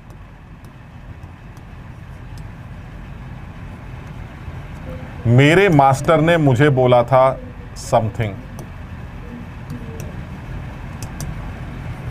कुछ लोग बोलते हैं एनीथिंग। मतलब मैं ये बताना चाह रहा हूं कि कोई चीज है ऐसी, बस आप उसको n फैक्टर नाम दीजिए। देखो इसलिए बोल रहे हैं ऐसा क्योंकि जो ज्यादा कॉमन नेम है वो यही दोनों, इन दोनों में भी ये ज्यादा कॉमन है जिसको n फैक्टर कहा जाता है। यानी मेरे कहने का मतलब है n फैक्टर बोल दो, चाहे वैलेंसी फैक्टर बोल दो, चाहे समथिंग बोल दो, चाहे एनीथिंग बोल दो, यानी कुछ है ऐसा जो अगर मुझे पता चल जाए इस आदमी का, तो मैं उस आदमी के मोल्स को उस चीज से मल्टीप्लाई करके, कुछ चीज से मल्टीप्लाई करके उस सब्सटेंस के मोल्स इक्विवेलेंट्स कैलकुलेट कर सकता हूं। अब उस आदमी का ये जो एनीथिंग समथिंग है जिसको आप n फैक्टर कह रहे हैं, ये कैसे निकाला जाता है सर? वो आदमी तो आपने बोल दिया KMnO4 है, अब ये कैसे पता चलेगा KMnO4 का वो समथिंग क्या है? ऐसे अब यही हम सीखने जा रहे हैं कि अगर कोई कंपाउंड मेरे पास हो तो पर्टिकुलर रिएक्शन में उस कंपाउंड का वो समथिंग या एनीथिंग कैसे कैलकुलेट किया जाता है, इस बारे में बात करते हैं। तो ये n फैक्टर जो है ये कैसे निकाला जाए, अब हम इस बारे में बात करने जा रहे हैं। अब तुम्हें बताओ जनरली होता क्या है? जनरली जो केमिकल रिएक्शंस होती हैं, उन केमिकल रिएक्शंस में कौन कौन से कंपाउंड इन्वॉल्व होते हैं? सर एसिड होते हैं, कभी कभी हमने देखा है, कभी कभी बेस होते हैं, कभी कभी सॉल्ट्स होते हैं। यही 2-4 तरह के लोग होते हैं जो आपस में भिड़ते रहते हैं। तो अब मैं एक एक करके इन लोगों के n फैक्टर्स के कैलकुलेशन के बारे में बात करूंगा। सबसे पहले बात करूंगा एसिड्स के n फैक्टर के बारे में। तो हम यहीं पर थोड़ा सा आगे बढ़ते हैं और सबसे पहले बात करते हैं एसिड्स का n फैक्टर, यानी एसिड्स का n फैक्टर कैसे निकाला जाए। हाँ, तो सबसे पहले बात कर रहे हैं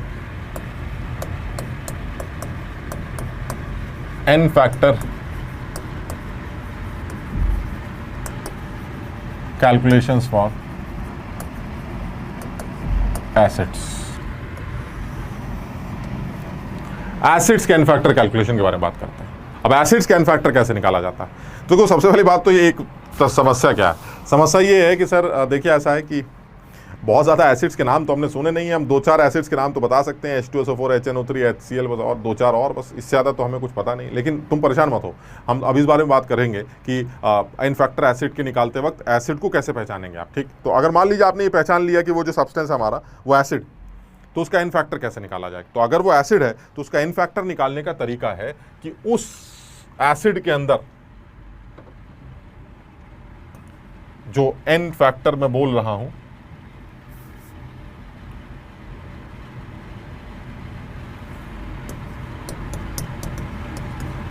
n factor is equal to replaceable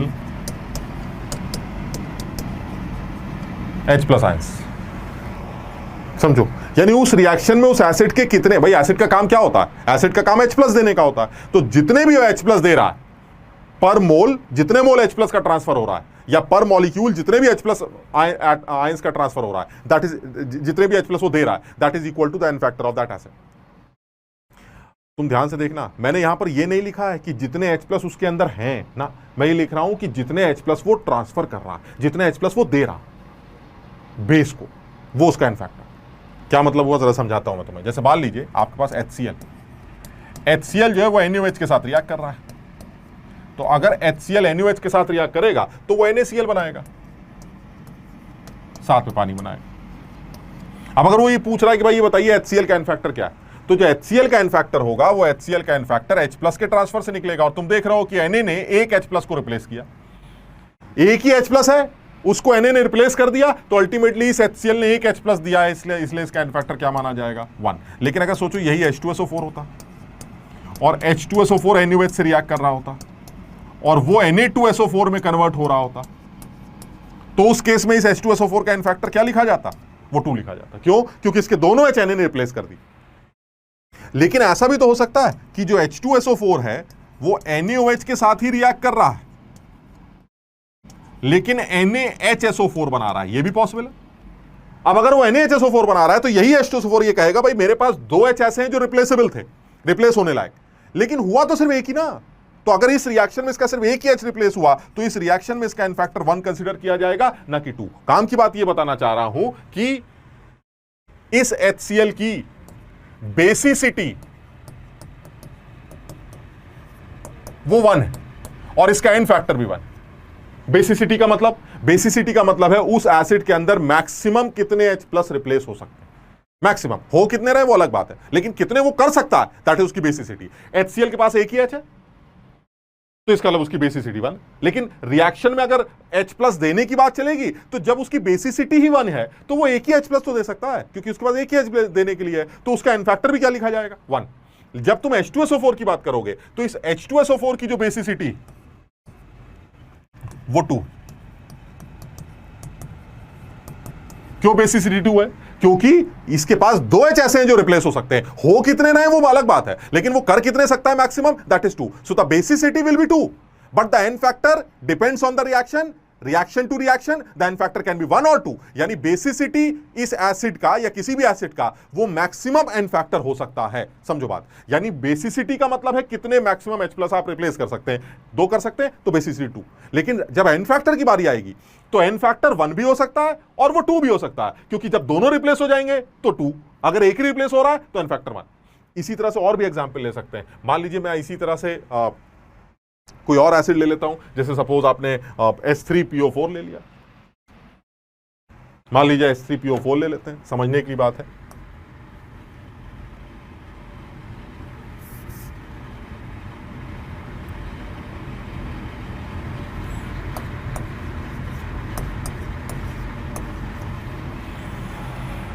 H3PO4 ले लेते हैं। अब H3PO4 को देख के क्या लगता है? सर देख के लगता है कि जो इसकी बेसिसिटी है ना वो 3, इसके पास 3 H ऐसे हैं जो रिप्लेसेबल, ये 3 H छोड़ सकता है पानी के अंदर। तो अगर ये 3 H प्लस छोड़ सकता है तो इसके अलावा इसकी बेसिसिटी 3 मानी जाएगी। लेकिन क्या जरूरी है कि हर रिएक्शन में तीनों छोड़ दे? नहीं सर, ये तो डिपेंड करता कि जब ये बेस के साथ रिएक्ट करेगा तो बेस का अमाउंट कितना है ये इसके ऊपर डिपेंड करेगा। अगर बेस का अमाउंट ज्यादा है तो हो सकता है तीनों H प्लस निकाल ले, अगर बेस का अमाउंट कम है तो हो सकता है एक ही H रिप्लेस करे, 2 ही H रिप्लेस करें। तो रिएक्शन टू रिएक्शन इस H3PO4 का एन फैक्टर बदल सकता है। कैसे? अगर ये इस रिएक्शन में पार्टिसिपेट कर रहा है, जिस रिएक्शन में अगर वो इस रिएक्शन में पार्टिसिपेट कर रहा है जिस रिएक्शन में ये कन्वर्ट हो रहा है H2PO4 माइनस में, सोचिए जरा क्या हो रहा है। इस H3PO4 ने NaOH के साथ रिएक्ट कराया और Na ने एक H प्लस खा लिया, तो क्या बचा? H निकलने के बाद H2PO4। यानी आप इसको ऐसे भी लिख सकते हैं ना कि H3PO4, इसको ऐसे सही से लिखते हैं, H3PO4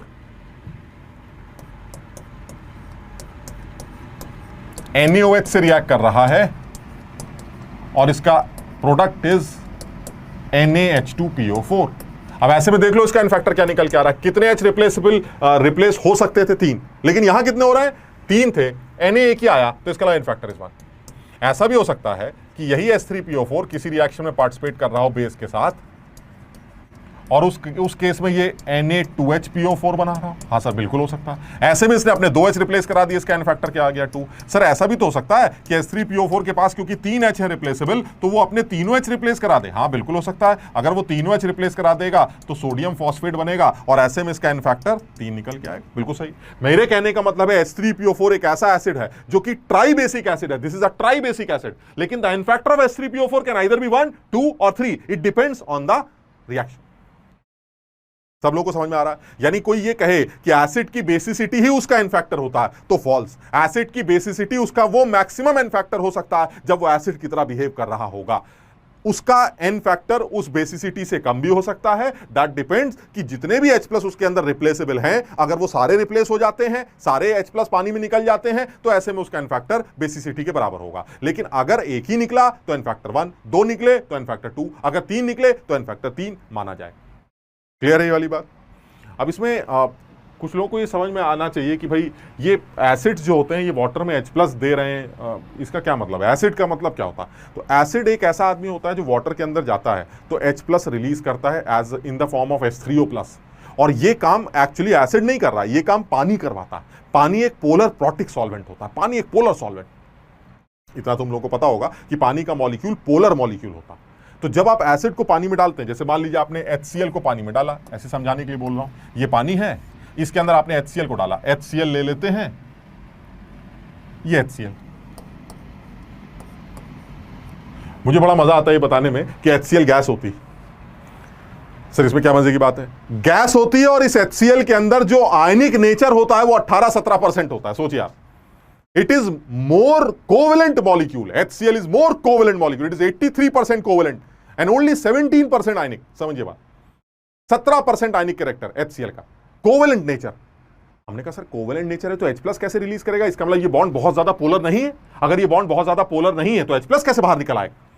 ये एक्चुअली HCl तो गैस ही होती, तुमने सुना होगा HCl गैस, लेकिन जब वो पानी में जाती है तब वो एसिड की तरह बिहेव करते हैं। नाउ HCl गैस एक अलग चीज है और HCl एक्वस एसिड होता।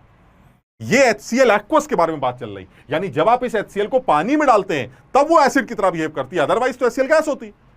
मेरी बात समझ रहे हो? और HCl के अंदर जो पोलैरिटी है, HCl के अंदर जो आयनिक कैरेक्टर है, वो आयनिक कैरेक्टर भी बहुत कम होता है। 17-16% आयनिक कैरेक्टर देखने को मिलता है। हम ये निकालेंगे जब केमिकल बॉन्डिंग बात करेंगे। यानी वो ये कहना क्या चाह रहा है कि कह रहा है कि भाई HCl को आपने पानी में डाला तो इसने H+ रिलीज कर दिए। अरे भाई मैंने कहा कैसे H+ रिलीज कर दिए? पानी ने ये काम करवाया। कैसे? इसके चारों तरफ जो है पानी, जो कि एक पोलर मॉलिक्यूल होता है, वो इसके चारों तरफ इकट्ठा होना शुरू कर देगा। क्यों? क्योंकि H और Cl की इलेक्ट्रोनिगेटिविटी में अंतर होता है। हाइड्रोजन की इलेक्ट्रोनिगेटिविटी पाउलिंग स्केल पर 2.1 और क्लोरीन की इलेक्ट्रोनिगेटिविटी 3 कंसीडर की जाती है। यानी अलग अलग स्केल्स पर इलेक्ट्रोनिगेटिविटीज को डिफाइन किया गया, बिकॉज इलेक्ट्रोनिगेटिविटीज आर रिलेटिव टर्म। समझ रहे हो? तो अलग अलग स्केल्स ने इलेक्ट्रोनिगेटिविटीज को डिफाइन किया है। जनरल जो सबसे ज्यादा सुनने को मिलती है इलेक्ट्रोनिगेटिविटी, जिस स्केल पर सुनने को मिलती है, दैट इज पाउलिंग स्केल। तो इनकी इलेक्ट्रोनिगेटिविटी में अंतर है। क्लोरीन तुम सब जानते हो ज्यादा इलेक्ट्रोनिगेटिव है हाइड्रोजन से।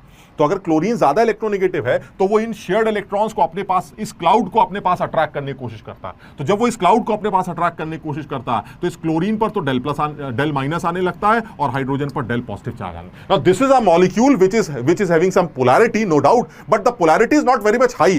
The percentage ionic character is very less, 17-18%। ये अपने आप नहीं टूट जाएगा कि HCl आया खट से टूट गया, कोई तोड़ेगा इसको, और वो हवा नहीं तोड़ती। यानी जब HCl गैस थी तो गैस थी, वो नहीं H और H+ और Cl के फॉर्म में टहल रही थी ना। HCl एक मॉलिक्यूल है, मस्त अपना ऐसे ऐसे टहल रहा। लेकिन जब ये टहलते टहलते पानी में जाता है तो पानी कहता रे आ जाओ आज तोड़ेंगे तुम्हें। क्यों? क्योंकि तुम्हारे अंदर भी पोलैरिटी है और हम भी पोलर हैं। बस अट्रैक्शन चालू हो जाता है। कैसे? इसके चारों तरफ पानी इकट्ठा होना शुरू कर देता, इसके चारों तरफ पानी इकट्ठा होना शुरू कर देता है। इस H+ के पास पानी का निगेटिव पोल आने लगता है। ऐसे पानी is a polar molecule having 2 poles, plus pole and minus pole. इसी तरह से इस H के डेल+ के पास पानी का माइनस पोल आने लगता है और Cl के पास पानी का प्लस पोल इकट्ठा होने लगता है। ये पानी के मॉलिक्यूल्स Cl के चारों तरफ ऐसे घेरने लगते हैं इसको। इधर से वो खींचता है, इधर से पानी का दूसरे मॉलिक्यूल्स खींचते हैं। इस पूरे चक्कर में एनर्जी निकलती है और वो इस बॉन्ड को ब्रेक कर देती है। यानी कहने का मतलब ये हुआ, ये बॉन्ड ब्रेक कर जाता है। जब ये बॉन्ड ब्रेक करता है तो खुद बताओ जरा, ये जो H+ है, ये अगर ये पानी लेके चला जाएगा तो तुम्हें नहीं लगता कि H2O जब H+ को लेके भागेगा तो आपने पानी के अंदर एक H3O+ रिलीज किया? देखिए आप, एक ही H+ आपके पास है, पानी लेके भाग गया। कितने H3O+ बने? एक। H3O+ मतलब H+, यानी कितने H+ पानी के अंदर रिलीज हो रहे हैं? एक। इसलिए HCl एक मोनोबेसिक एसिड। सर हम ये बात समझ गए, जरा एक बार H2SO4 के लिए भी समझा के दिखाइए इस बात को। चलो H2SO4 के लिए भी समझ के देखते हैं। जब आप इसी बर्तन के अंदर H2SO4 को डालेंगे तो क्या होगा? सर एक बार पानी H2SO4 को भी डाल लेते हैं। ये लीजिए, आपने H2SO4 को भी इस बर्तन में डाल लिया। ये पानी का बर्तन है और इसमें आप H2SO4 को भर देते हैं। कैसे भरेंगे सर H2SO4 को? आप सबसे पहले H2SO4 का स्ट्रक्चर लिख लिया जाए। H2SO4 मान लेते हैं ऐसे ही तुम्हें समझाने के लिए, HO, ये H2SO4। सर अब क्या करेंगे आप? अरे भाई देखो ध्यान से, क्या इस बार O और H के बीच में पोलैरिटी डिफरेंस है? हाँ सर निगेटिविटी डिफरेंस तो है। तो क्या ये H डेल प्लस फील करेगा? हाँ सर डेल प्लस तो फील करेगा। जब डेल प्लस फील करेगा तो पानी अट्रैक्ट होगा। हाँ सर पानी भी अट्रैक्ट होगा। तो क्या पानी इसको खींच के भागेगा? हाँ सर पानी इसको खींच के भागेगा। तो क्या एक H प्लस यहां से और एक H प्लस यहां से नहीं निकल के आएंगे? जरा समझो बात को। यानी इस बार जब पानी चारों तरफ से अट्रैक्ट धक्का मारेगा, खींचेगा, तो एक तो इधर से पानी के मॉलिक्यूल इस H प्लस को खींचेंगे और इधर से पानी के मॉलिक्यूल इस H प्लस को खींचेंगे। इधर से खींचेंगे तो H3O प्लस बनेगा, उधर से खींचेंगे तो H3O प्लस बनेगा। यानी इस H2SO4 ने वाटर के अंदर कितने H प्लस रिलीज किए? 2 सर, इसलिए इसकी बेसिसिटी 2 कंसीडर की जाती है। वो अलग बात है कि जब आप इसको रिएक्शन में इन्वॉल्व करते हैं तो जब बेस डाला जाता है तो बेस कितने H प्लस एक्सट्रैक्ट कर पा रहा है ये डिपेंड करता है। अगर उसने दोनों H एक्सट्रैक्ट कर लिए तो आपका इन फैक्टर 2 माना जाएगा। अगर उसने H2SO4 का सिर्फ एक H प्लस एक्सट्रैक्ट किया तो आपका इन फैक्टर 1। यानी H2SO4 पानी के अंदर उस रिएक्शन के दौरान जितने भी H प्लस रिप्लेस करवा रहा है वही उसका इन फैक्टर कंसीडर किया जाता है। सर ये काम H3PO4 के लिए भी करके दिखा दिए तो हम ठीक है, इसको H3PO4 के लिए भी एक बार करके दिखा देते हैं। एक बार H3PO4 ले आते हैं यार, एक बार H3PO4 ले लेते हैं। पानी के अंदर हमने H3PO4 ले लिया, ये पानी ले लेते हैं और इस पानी के बर्तन में H3PO4 डाल देते हैं। ये आपका H3PO4 आ गया।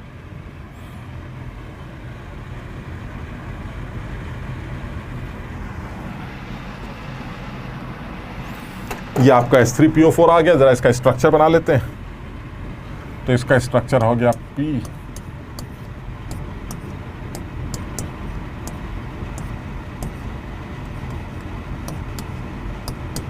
ये देखिए ये H3PO4 हो गया।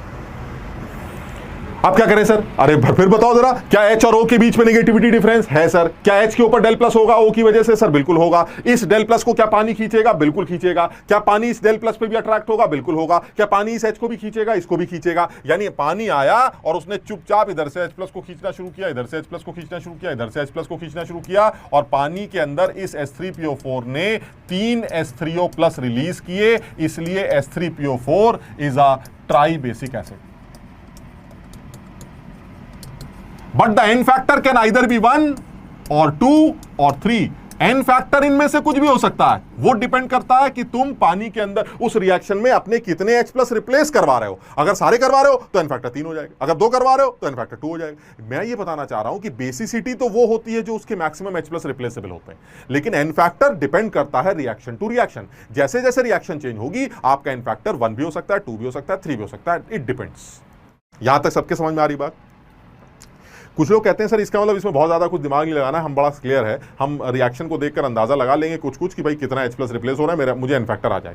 अब मैं इसमें एक दो एक्सेप्शंस के बारे में भी बात कर रहा हूं। मैं चाह रहा हूं तुम उसको अभी से याद करना स्टार्ट करो। मैं उसको समझा तो सकता हूं तुम्हें, मैं समझा भी दूंगा, लेकिन तुम उसको याद जरूर रखना। क्या कि सर ये बताइए, जिस तरह से H2SO4 की बेसिसिटी 2 थी, 2 H है, HCl की बेसिसिटी 1 थी, H3PO4 में 3 H थे तो उसकी बेसिसिटी 3 थी। इसी तरह से अगर मान लीजिए मेरे पास H3PO2 होता या H3PO3 होता तो उसका इन फैक्टर क्या आता?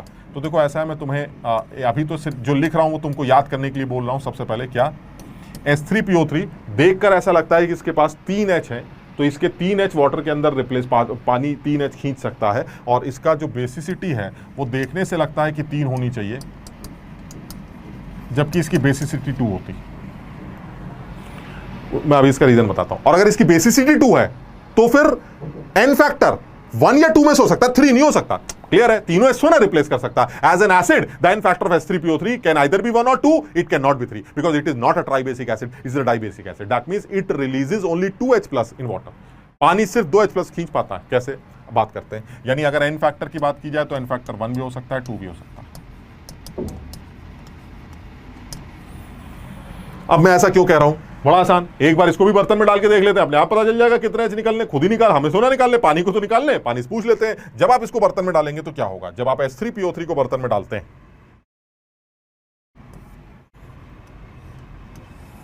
तो वो ऐसा दिखता है। पहले इसका स्ट्रक्चर देख लो।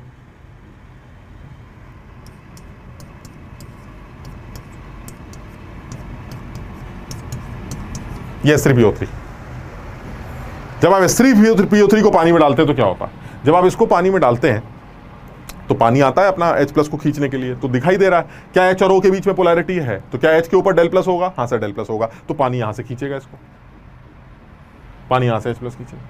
क्या पानी यहां से भी खींचेगा, हाँ सर पानी यहां से भी खींचेगा। लेकिन ये जो तीसरा H है मेरा, it is directly attach with phosphorus, और फॉस्फोरस से लगा हाइड्रोजन के बीच में पोलैरिटी डिफरेंस नहीं है, क्योंकि फॉस्फोरस और हाइड्रोजन की नेगेटिविटी में अंतर ना के बराबर। समझ रहे हो बात को? इसका मतलब ये हुआ this hydrogen is not acidic. Why? Because it is directly connected with phosphorus, और फॉस्फोरस से लगा हाइड्रोजन के ऊपर del+ नहीं। अब जिसके ऊपर del+ ही नहीं आएगा because of almost similar electronegativities of phosphorus and hydrogen, तो जो इलेक्ट्रॉन क्लाउड होगा वो ऑलमोस्ट बीचों बीच रहेगा, तो ना H की तरफ शिफ्ट होगा ना P की तरफ शिफ्ट होगा। तो ऐसे में H का प्लस के फॉर्म में निकलना मुश्किल है। क्यों? क्योंकि पानी एक पोलर मॉलिक्यूल है, वो जाएगा तो उसी तरफ ना जहां पोलैरिटी होगी। जब इस H के पास पोलैरिटी है ही नहीं del+, तो पानी यहां आएगा ही नहीं, और पानी अगर यहां नहीं आएगा तो इसको खींचेगा भी नहीं। तो अल्टीमेटली कितने H खींच सकता है? वो 2। इसलिए H3PO3 जो देखने से ट्राई बेसिक लगता है लेकिन होता वो डाई बेसिक एसिड है, इसलिए उसका इन फैक्टर 1 भी हो सकता है और 2 भी हो सकता है। बिल्कुल इसी तरह से अगर मैं H3PO2 की बात करूं,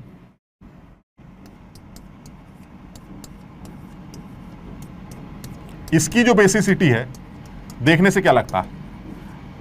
देखने से लगता है सर 3 हाइड्रोजन है तो बेसिसिटी 3 ही होगी। एन फैक्टर 1 भी हो सकता है, 2 भी हो सकता है, 3 भी हो सकता है। ना, इसकी बेसिसिटी सिर्फ 1, और इसलिए एज एन एसिड इसका एन फैक्टर 1। एक ही है तो एक ही निकल सकता है ना, एक से ज्यादा तो निकल नहीं सकता। सर ये कैसे 3 H है तो यहाँ बेसिसिटी 3 कैसे नहीं हो रही, 2 कैसे हो रही, 1 कैसे हो रही? इसको भी डब्बे में डाल के देख लो, इसको भी बर्तन में डाल लेते हैं। जब आप इसको भी बर्तन में डालेंगे तो क्या होगा? इसका स्ट्रक्चर लिख लेते हैं। स्ट्रक्चर से तुम अपने आप ही समझ जाओगे मेरे समझाने से पहले ही। ये P डबल बॉन्ड OH, ये H3PO2, और एकदम साफ समझ में आ रहा है। हाँ सर मैं समझ गया। क्या सर? एक ही हाइड्रोजन ऐसा है जो O से अटैच है, जिसकी वजह से इसके ऊपर del+ होगा और इस del+ को पानी खींचेगा। पानी पोलर है, वो del+ की तरफ अट्रैक्ट होगा तो खींच लेगा। लेकिन ये हाइड्रोजन जो डायरेक्टली फॉस्फोरस से अटैच हैं, ये नहीं खींचे जाएंगे, क्योंकि फॉस्फोरस और हाइड्रोजन में इलेक्ट्रोनेगेटिविटी डिफरेंस नहीं है, जिसकी वजह से होगा ये कि ये दोनों तो ऐसे ही रहेंगे, लेकिन ये H रिप्लेस होगा, ये H हटाया जा सकता है। इसलिए H3PO2 देखने से ट्राई बेसिक लगता है लेकिन होता ये मोनोबेसिक एसिड। समझो बात। Now this is a monobasic acid, and if it is a monobasic acid, so the N factor can be only as an acid, it can be only 1. अगर acid की तरह ये बिहेव कर रहा है H3PO2 तो इसका N फैक्टर 1 ही माना जाएगा और कुछ नहीं। क्लियर? तो ये 2 एक्सेप्शंस तो हमें ध्यान रखनी है। मैं एक और एक्सेप्शन लिख देता हूं इसी के अंदर जो हमें ध्यान रखने चाहिए। वो क्या है? And that is H3BO3।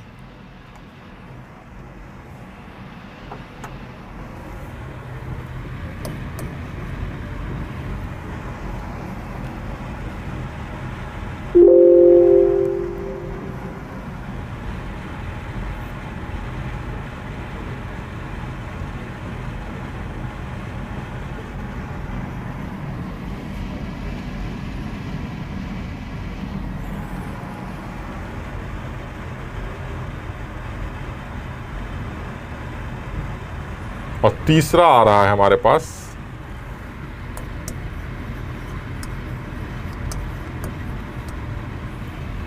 देखने से क्या लगता है? ये बड़ा अच्छा है। देखने से क्या लगता है? देखने से लगता है सर ये this is a tribasic acid because it has 3 hydrogens. लेकिन तुम समझ ही गए हो कि सर 1-2 एक्सेप्शंस देख के लगता है कि हो सकता है भाई जो हाइड्रोजन हो वो एसिडिक ही ना हो, क्योंकि वो हो सकता है वो O के साथ अटैच ना हो, जो जिसकी वजह से H के ऊपर del+ आ रहा हो। अगर H पे del+ आ गया तब तो फिर पक्का कौन खींचेगा? फिर पानी खींच ले जाएगा। अब इसका स्ट्रक्चर बना के देखते हैं।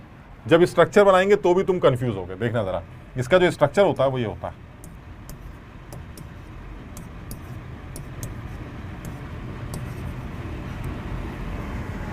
तुमको क्या, अरे सर ये तो गड़बड़ हो गई, तीनों H O से लगे हैं तो तीनों पे del+ होगा तो पानी खींचेगा, तो इसको तो ट्राइबेसिक एसिड होना चाहिए। Actually this is not a tribasic acid, it is a monobasic acid. H3BO3 gives only H3O+, 1 H3O+ in the solution, in its aqueous solution। क्यों? ये रीजन है इस बोरॉन के दर्द की वजह से। बोरॉन बहुत दर्द में है इस टाइम। आप समझिए जरा, आप कैसे निकालते थे कितने H+ रिलीज करेगा? सर इसको पानी में डालिए, अभी पता चल जाएगा। बोरॉन ये कह रहा है कि भाई देखिए ऐसा है, मैं एक ऐसा आदमी हूं इस टाइम जिसके पास सिर्फ आउटर शेल में 6 इलेक्ट्रॉन्स हैं। मेरा ऑक्टेट कंप्लीट नहीं, आप ध्यान से देखिए, इतना पढ़ा लिखे तुम लोग हो, तुम समझ रहे होगे हर डंडे में 2 इलेक्ट्रॉन होंगे, 3 डंडे बनाएगा तो इसका मतलब कुल मिला के 6 इलेक्ट्रॉन्स होंगे। बोरॉन कह रहा भाई साहब मेरे पास 6 इलेक्ट्रॉन। मैंने कहा तो कह रहा मेरा ऑक्टेट पूरा नहीं भाई। तो मैंने कहा तो कह रहा मैं इलेक्ट्रॉन डेफिशिएंट हूं यार। तो मैंने कहा तो कह रहा पानी में डाल रहे हो। मैंने कहा तो कह रहा पानी से मेरे एच बाद में खिंचवाना, पहले मेरा दर्द दूर करवाओ। मैंने कहा क्या मतलब भाई, क्या कहना चाह रहे हो? कह रहा देखिए ऐसा है, जब आप मुझे पानी में डालेंगे तो आप यही सोच के तो पानी में डालेंगे कि पानी मेरा H+ खींचने आ रहा है। मैंने कहा हाँ, अब तक यही तो होता था, जब हम पानी में डालते थे पानी H+ खींचता था। इस बार तुम्हारे पास 3 H+ वाले लगते, खींच लो। वो कह रहा अरे पानी की ऐसी की तैसी H+ भाड़ में जाए, सबसे पहले मेरा दर्द दूर करिए, उसके बाद जो करना कर लीजिए। मैंने कहा यार तुम्हारा दर्द क्या है? कह रहा मेरा ऑक्टेट पूरा नहीं है, मुझे 2 इलेक्ट्रॉन की जरूरत, और आपने मुझे पानी में डाला है, पानी मुझे बहुत अच्छा लगता है। क्यों? क्योंकि पानी में ऑक्सीजन है और ऑक्सीजन के पास लोन पेयर। भाई साहब H+ बाद में खींचिएगा, पहले लोन पेयर देके हमें सेट करिए। मैंने कहा बात सही है, हमें क्या दिक्कत है, अगर पानी ये काम कर देता है तो बहुत अच्छा है, पानी से ये काम करवा लेते हैं। तो पानी ने कहा ठीक है H+ बाद में खींचेंगे, तुम्हें तकलीफ है, तुम्हें इलेक्ट्रॉन पेयर की जरूरत है, मेरे पास भरे पड़े हैं, मुझसे ले लो। क्योंकि तुम इलेक्ट्रॉन डेफिशिएंट हो तो बोरॉन को इलेक्ट्रॉन की जरूरत पड़ेगी, पानी से उसने इलेक्ट्रॉन ले लिया। अब देखिए जरा हुआ क्या, अगर ऑक्सीजन इसको इलेक्ट्रॉन देता है तो होगा ये कि बोरॉन के पास ये सीन तो पहले से ही है, 3 OH तो लगे ही थे। अब क्योंकि पानी ने उसको H+ दिया है, इसलिए ऑक्सीजन के ऊपर प्लस और बोरॉन के ऊपर आ गया नेगेटिव। समझो, अगर O अपना इलेक्ट्रॉन पेयर देता है तो ऑक्सीजन पे प्लस आ जाएगा, और बोरॉन क्योंकि ले रहा है इलेक्ट्रॉन तो बोरॉन पे नेगेटिव चार्ज आ जाएगा। अब क्या कहेगा बोरॉन? हाँ भैया अब बात करते हैं, अब आगे बढ़ते हैं, क्या कह रहे थे तुम? हमने कहा भाई H+ देने की बात चल रही, कह रहा अब जो करना कर लो। सुकून है, क्यों? क्योंकि अब मेरे पास 8 इलेक्ट्रॉन है, क्योंकि मैं अब 4 डंडे बना रहा हूं, और 4 डंडे की वजह से मेरे पास नेट इलेक्ट्रॉन अब पूरे हो रहा है, अब मेरा ऑक्टेट पूरा है। तो मैंने कहा भाई बताइए क्या करना चाहते हैं, क्या करें? कह रहा कुछ नहीं, आप पानी को बुला लो, जो करना कर लो। अब तुम ये सोचो जरा, अब जो पानी अपना काम करने आएगा, पानी का काम क्या था? H+ को खींचने का। पानी उसी H+ को खींचेगा ना जो सबसे जल्दी निकलने चाह रहा है। और तुम ये देखो कि इन तमाम H में से कहां से H निकल सकता है, यहां से भी निकल सकता है, यहां से भी निकल सकता है, यहां से भी निकल सकता है, और यहां से भी निकल सकता है। इन सब में जो सबसे पहले H+ रिलीज करने वाला है, जो एक H+ जो सबसे ज्यादा एसिडिक है, वो ये वाला H है जो ऑक्सीजन के प्लस के साथ जुड़ा हुआ है। क्योंकि ऑक्सीजन का प्लस बहुत परेशान है। क्यों? क्योंकि ऑक्सीजन दुनिया के दूसरे नंबर का इलेक्ट्रोनेगेटिव एलिमेंट होता है, उसके ऊपर अगर पॉजिटिव चार्ज आ जाए तो वो तो बर्बाद हो जाएगा। वो कहेगा यार मैं इलेक्ट्रोनेगेटिव एलिमेंट इतना तगड़ा, मेरे ऊपर पॉजिटिव चार्ज, खत्म करो इस पॉजिटिव चार्ज, मैं नहीं देना, मैं मेरे ऊपर पॉजिटिव चार्ज बिल्कुल नहीं रहेगा। कैसे खत्म करें? H+ छोड़ने से।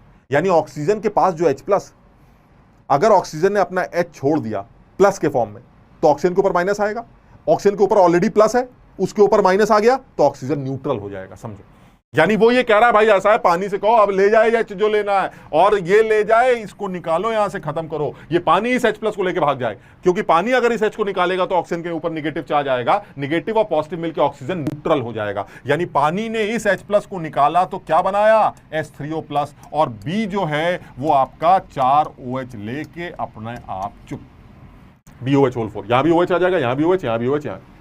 यानी एक्चुअली हो क्या रहा है? बोरॉन के इलेक्ट्रॉन डेफिशिएंसी की वजह से H3BO3 वाटर के अंदर सिर्फ एक H3O+ रिलीज कर रहा है। देखने से ये ट्राई बेसिक लगता है, लेकिन होता ये मोनो बेसिक एसिड। मजे की बात और सुनिए, जो H+ पानी में निकल रहा है वो खुद बोरॉन से लगा नहीं है। आप देखिए ये तीनों हाइड्रोजन, आप इनको जरा मार्क करके देखिए, एक हाइड्रोजन ये था, एक हाइड्रोजन ये था, एक हाइड्रोजन ये था, वही 3 हाइड्रोजन ये है, एक हाइड्रोजन ये है, एक हाइड्रोजन ये है, एक हाइड्रोजन ये है, वही 3 हाइड्रोजन में से अब जो निकला जरा देखिए, क्या इन तीनों में से कोई भी निकला? आपने तो इस हाइड्रोजन को निकाला ना यार। ये हाइड्रोजन कौन सा हाइड्रोजन है? ये वो हाइड्रोजन है जो पानी का है। आप देखिए ना, पानी ही तो जुड़ा, पानी ने ही अपना H निकाला, पानी ही इलेक्ट्रॉन डेफिशिएंसी को कंपनसेट कर रहा है, वाटर ही अपने H+ को निकाल के भाग रहा है। लेकिन क्योंकि एक H3O+ बन रहा है, इसीलिए आप इसको मोनोबेसिक एसिड बोलेंगे, चाहे जैसे बना। लेकिन क्योंकि H3BO3 एक्वा सॉल्यूशन में एक H3O+ रिलीज करता है, इसलिए इसको मोनोबेसिक एसिड माना जाएगा। वो H+ कहां से आता है मुझे इससे मतलब नहीं है, वो पानी ही है जो खुद ही जुड़ता है, खुद ही H+ खींचता है, अपना ही H+ खींचता है, और खुद ही H3O+ में कन्वर्ट हो जाता है। यानी ultimately H3BO3 since it releases 1 H3O+ in solution, so ultimately it is a monobasic acid. देखने से ये ट्राई बेसिक लगता है, लेकिन होता ये मोनोबेसिक। और इस बात का इस्तेमाल IIT ने 1 साल करा भी है। IIT ने पूछा था कि इन चारों एसिड्स में से वो कौन सा एसिड है जिसकी बेसिसिटी HCl के बराबर होती है। समझिए बात, यानी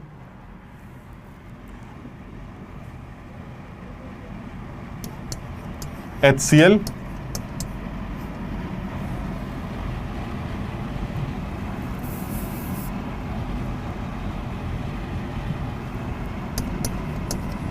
H2SO4, S3PO2,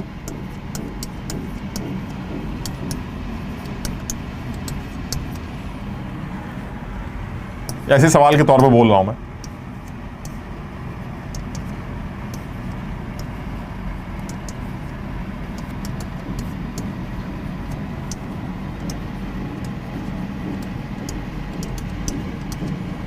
कौन सा एसिड मोनोबेसिक? तो जिसको नहीं पता वो तो टिक ही नहीं कर सकता, जिसको पता है वो कर सकता है। HCl एक मोनोबेसिक एसिड है, H2SO4 एक डाइबेसिक एसिड है, S3PO3 एक डाइबेसिक एसिड है, S3PO2 एक मोनोबेसिक एसिड है, S3PO3 एक मोनोबेसिक एसिड। यानी ये तीनों एसिड मेरे मोनोबेसिक एसिड होंगे। HCl के पास तो एक ही H है। S3PO2 जिसको नहीं पता है कि इसके पास सिर्फ एक ही H ऐसा है जो रिप्लेस हो सकता है, बिकॉज 2 हाइड्रोजन फास्फोरस से लगी हैं, इसलिए ये भी एक ही H रिलीज कर सकता है। और S3PO3 जिसको नहीं पता है वो इसको ट्राइबेसिक मानता है, जबकि actually S3PO3 is a monobasic acid. यानी एसिड्स के एन फैक्टर निकालने के लिए आपको सिर्फ ये देखना है कि वो एसिड उस रिएक्शन में कितने H+ रिप्लेस करवा रहा है। जितने वो करवा सकता है मैक्सिमम, वो तो उसकी बेसिसिटी होती। लेकिन अगर रिएक्शन में पता चल जाए कि वो कितने H+ रिप्लेस करवा रहा है, तो आप उसका एन फैक्टर निकाल सकते हैं। तो आज हमने एसिड्स के एन फैक्टर के बारे में थोड़ा सा डिस्कशन किया है। कल की क्लास में भी हम थोड़ा सा और इसी को आगे बढ़ाएंगे, एसिड्स के बारे में थोड़ा सा और बात करके, फिर बेसिस के एन फैक्टर, और फिर सबसे ज़्यादा मेन वो है सॉल्ट्स के एन फैक्टर। तो मेरा एक सजेशन है, अगर तुम लोग ये वीडियो लेक्चर देखोगे तो मेरा एक सजेशन है, ऑक्सीडेशन स्टेट कैसे निकाली जाती है तुम सब लोगों को अपने आप सीख के आना है। तुम सब 12th पास स्टूडेंट हो, ऑक्सीडेशन स्टेट किसे कहते हैं, निकाली कैसे जाती है, कुछ रूल्स जो होते हैं कि फ्लोरीन की हमेशा -1 होती है, एल्कली मेटल हमेशा +1 होते हैं, एल्कलाइन अर्थ मेटल हमेशा +2 होते हैं, समझ लो, सिल्वर की 1 होती है। ये कुछ रूल्स बनाए गए हैं। इन रूल्स को तुम्हें ध्यान रखना है, इनको याद रखोगे तो ही हम सॉल्ट्स के एन फैक्टर सही से सीख पाएंगे। तो ये मेरा एक होमवर्क समझ के आज ही तुम लोगों को ये काम करना है। एनसीईआरटी में रिडॉक्स के चैप्टर में कहीं ना कहीं शुरू के 1-2 पेजेस में ऑक्सीडेशन स्टेट्स कैलकुलेट करने के तरीके दिए गए, 1-2 पेज के अंदर ही दे रखे हैं। तो आप सब लोग उसकी एक रीडिंग जरूर करें। क्लियर है?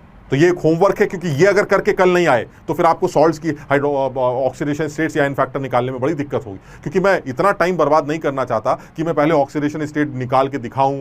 मैं सिर्फ लिखूंगा कि कैसे निकाली जा रही है, कोशिश करूंगा कुछ बताता भी रहूं, लेकिन तुम लोग पहले से याद कर लोगे तो तुम्हारे लिए बड़ा आसान हो। ठीक है ना? तो देखते हैं कितने लोग ये काम करके आते हैं। तो आज इतना ही करते हैं, फिर कल की क्लास में फिर मुलाकात करते हैं। ऑल द बेस्ट, खूब मेहनत करो, जम के पढ़ाई करो। Thank you.